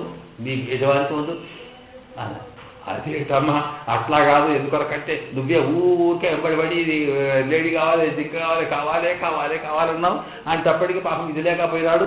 అంత మాత్రం చేత తప్పేమో నువ్వు అనుకుంటావేమో. అట్లా కాదు. ఒకవేళ ఆడవాళ్ళు బలహీనత ఉంది, మనసులో ఉంది, ఉన్నప్పుడు నువ్వేం చేయాలి? ఆ భర్త ఏం చేయాలి? వద్యోధనాలి, మొండితనం చేయాలి, అడ్డగించాలి. లేదు వద్దన్నాడు ఆయన, వద్దన్నాడు అనుకో, వద్దన్నాగా నేను వినకపోతే పోవద్దు. ఎందుకు చెప్పేవద్దు? ఎందుకంటే మంచి కాదా చేయకూడదు కదా, పని చేశాను లేదా? పోని వానికేం పనిష్మెంట్ ఇచ్చావు నువ్వు? మరి ఆయన కాకపోతే ఆయన వెళ్ళిపోతూ లక్ష్మణుడు పెట్టాడు అక్కడ. ఆ లక్ష్మణుడు పెడితే లక్ష్మణుడు ఏం చేయాలి? లక్ష్మణుడు అయినా కనీసం ఎందుకంటే కాపాడనా ఆయన కూడా విడిచిపెట్టిపోయినాడే, దానికి ఏం పనిష్మెంట్ ఇస్తాను అంటే అయ్యో ఇష్టం వచ్చిన స్థితిలో దిగి వాడు పరిస్థితి స్థితిలో ఆఖరికి వచ్చి నువ్వు నాకు తెలుసులే, నువ్వు ఎందుకున్నావు, ఆయన సరిపోతే నువ్వు నన్ను పట్టుకున్నా ప్రయత్నం చేస్తున్నావు, అందుకొరకే చేసినాడు పాపం పడిగా బాధపడలేక లక్ష్మణుడు ఇక ఎట్టటి కష్టతో అమ్మ దండ పెట్టిపోయినాడు అట్లా ఇట్లా. అవునయ్యా కోపం మీద ఏదో అంటాం అంటే ఇక ఒక్కదాన్ని విడిచిపెట్టి ఓడిరా తప్పు చేశాడు. నా కష్టం నా అపరాధ్యతి, నువ్వేం చేసావు, నీ ఎటువంటి చేసేవాడు అసలు వాడు మీ సంగతి నేనేం తప్పు చేయలేదా, నాకే పనిష్మెంట్ ఏం చేసినట్టే రెండట అవి చెప్తుంది. మమైవ దుష్కృతంకించదు అని అంటే మహదత్తిన సంశయ అంటుంది. ఇందుకు నేను కూడా తప్పులు చేశానంటే చిన్న తప్పు చేసినాడు, పెద్ద తప్పు చేసినాడు. ఏమి చిన్న తప్పు అంటే అక్కడనేమో అడవిలోకి రావాలి, నేను వద్దొద్దు, ఇదంతా అడవి సింహాలంతా ఇవ్వముంటాయి, వద్దు, నువ్వెందుకు అడవిలో రాముడంటే ఆయన ఇష్టం వచ్చిన మాటలని స్త్రీయం పురుష విగ్రహం అని ఆడదాని కానీ మగవాడిని నీ పౌరుషం ఉందా లేదా అని ఇట్లా చెప్తే దానికి ఫలితం వచ్చింది. అది చిన్న తప్పదు. ఇక పెద్ద తప్పు ఏమిటంటే ఇక్కడికి వచ్చిన కనీసం బంగారు లేడీ చూసి అది పనికిరాదు, ఇది మాయా లేడీ, లక్ష్మణుడు దిక్కు రాముడు దిక్కు ఎన్ని చెప్పినా కానీ మొట్టి పట్టుబట్టి ఆయన పంపించి ఇంత లేకుండా చేసి ఆ తర్వాత మరి ఇట్లా అయిపోయిందే, ఈ పరిస్థితి జరిగింది, తప్పు నాది కాదా, నాకేందనుకుంది కనుక నాకు చిన్న అపరాధ్యతయ్యా. లోకములు పెద్దోడు చేస్తాడు తప్పు, చిన్నోడు చేస్తాడు, వాడు చేస్తాడు, వీడు చేస్తాడు, వీళ్ళు అప్రా వీళ్ళు ఎంత వధాలుగాడు, వీళ్ళంటే పాపము రాజా సందర్శనం రాజుగారే సాక్షి చేస్తున్నవాడు కనుక కార్యంకరణ వారి క్షమించాలి తప్ప ఇటువంటి తప్పు చేయకూడదు. ఏమో బాగా ఉందట. ఇలాగా అంటే ఏమిటి? అక్కడ ఈ ఆంజనేయ స్వామి తాను చేయబోయేటువంటి ఒక దుష్కృతిని హింసను కూడా తల్లి కరుణతో ఆపిందే కనుక ఈ కరుణామయమైనటువంటి తల్లే పురుషకారం ఉంటేనే అవసరం. కనుకనే ఇప్పుడు ఏంటంటే ఎప్పుడు కూడా స్త్రీ అంటే అర్థం ఇదనమాట. మరి ఊరికి ఆయన ఎందుకు పట్టుకొని ఉంటుందట, ఇక్కడ అది విడవకుండా ఉంటుందట. ఇక్కడ శ్రీ మత్ అన్నారే, మత్తు అనేది ఒక ప్రత్యయం. ఈ మత్తు ప్రత్యయం అంటే ఏంటి? మత్ అంటే వ్యాకరణంలో మత్ అనే దానికి అర్థం ఏంటంటే విడదీయ రాకుండా ఉండేది అనమాట. దానికి దీనికి కనెక్షన్ అస్సలు విడదీయండి. శ్రీమత్ అంటే ఆ శ్రీమన్నారాయణ అన్నాము. ఇప్పుడు శ్రీమత్ శబ్దానికి అర్థం పూర్తి చేస్తాం. ఇక్కడ శ్రీమన్నారాయణ శరణం శరణం ప్రపంచారు శ్రీనారాయణ అనొచ్చు కదా. అలా కాకుండా మత్ ఏమిటి నడమా అంటే ఆ నారాయణుడికి శ్రీదేవికి ఇంత కనెక్షన్ ఉంటుంది అంటే అసలు విడుబడి లేకుండా ఉంటుంది ఆవిడ. మత్ అంటే అర్థం శ్రీమంతుడు అంటే ఒకసారి డబ్బు వచ్చిపోయినోడు కాదు, ఎప్పటికీ డబ్బు ఉండేవాడు అనమాట అర్థం.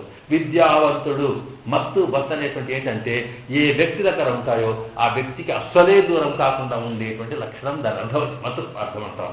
కనుక ఇక్కడ ఈ మత్తు అర్థం మళ్ళీ అర్థం చేస్తాం. స్త్రీ అయిపోయినాక మత్ అంటే కలిగింది. ఇక్కడ ఈమె అసలు పరమాత్మకి ఎడబాయకుండా ఉండేది.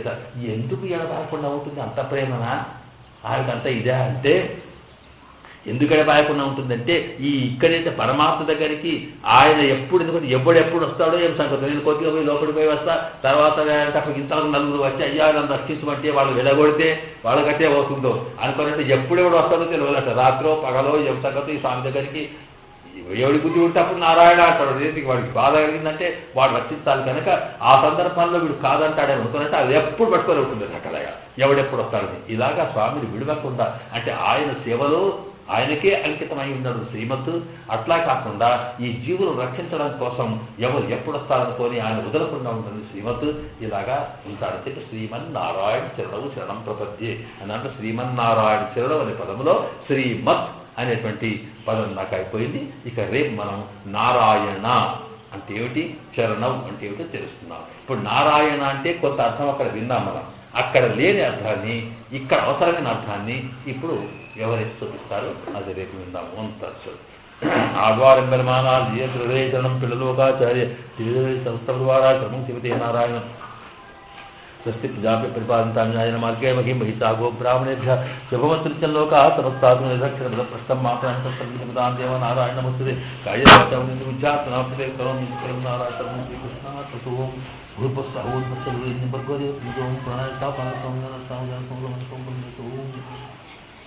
సత్యం దక్షిణ పరివారా कल्याण हे देहधाम श्री वेंकटवासा श्रीनिवासाय శ్రీ వైకుంఠ విరక్తాచార్య రమజా రమణ వెంకటేశాయ మంగళం మంగళాచార్య గురువేదాచార్య సత్యదాయ అసమతి జ్యోతివే అభిపుదగ్నా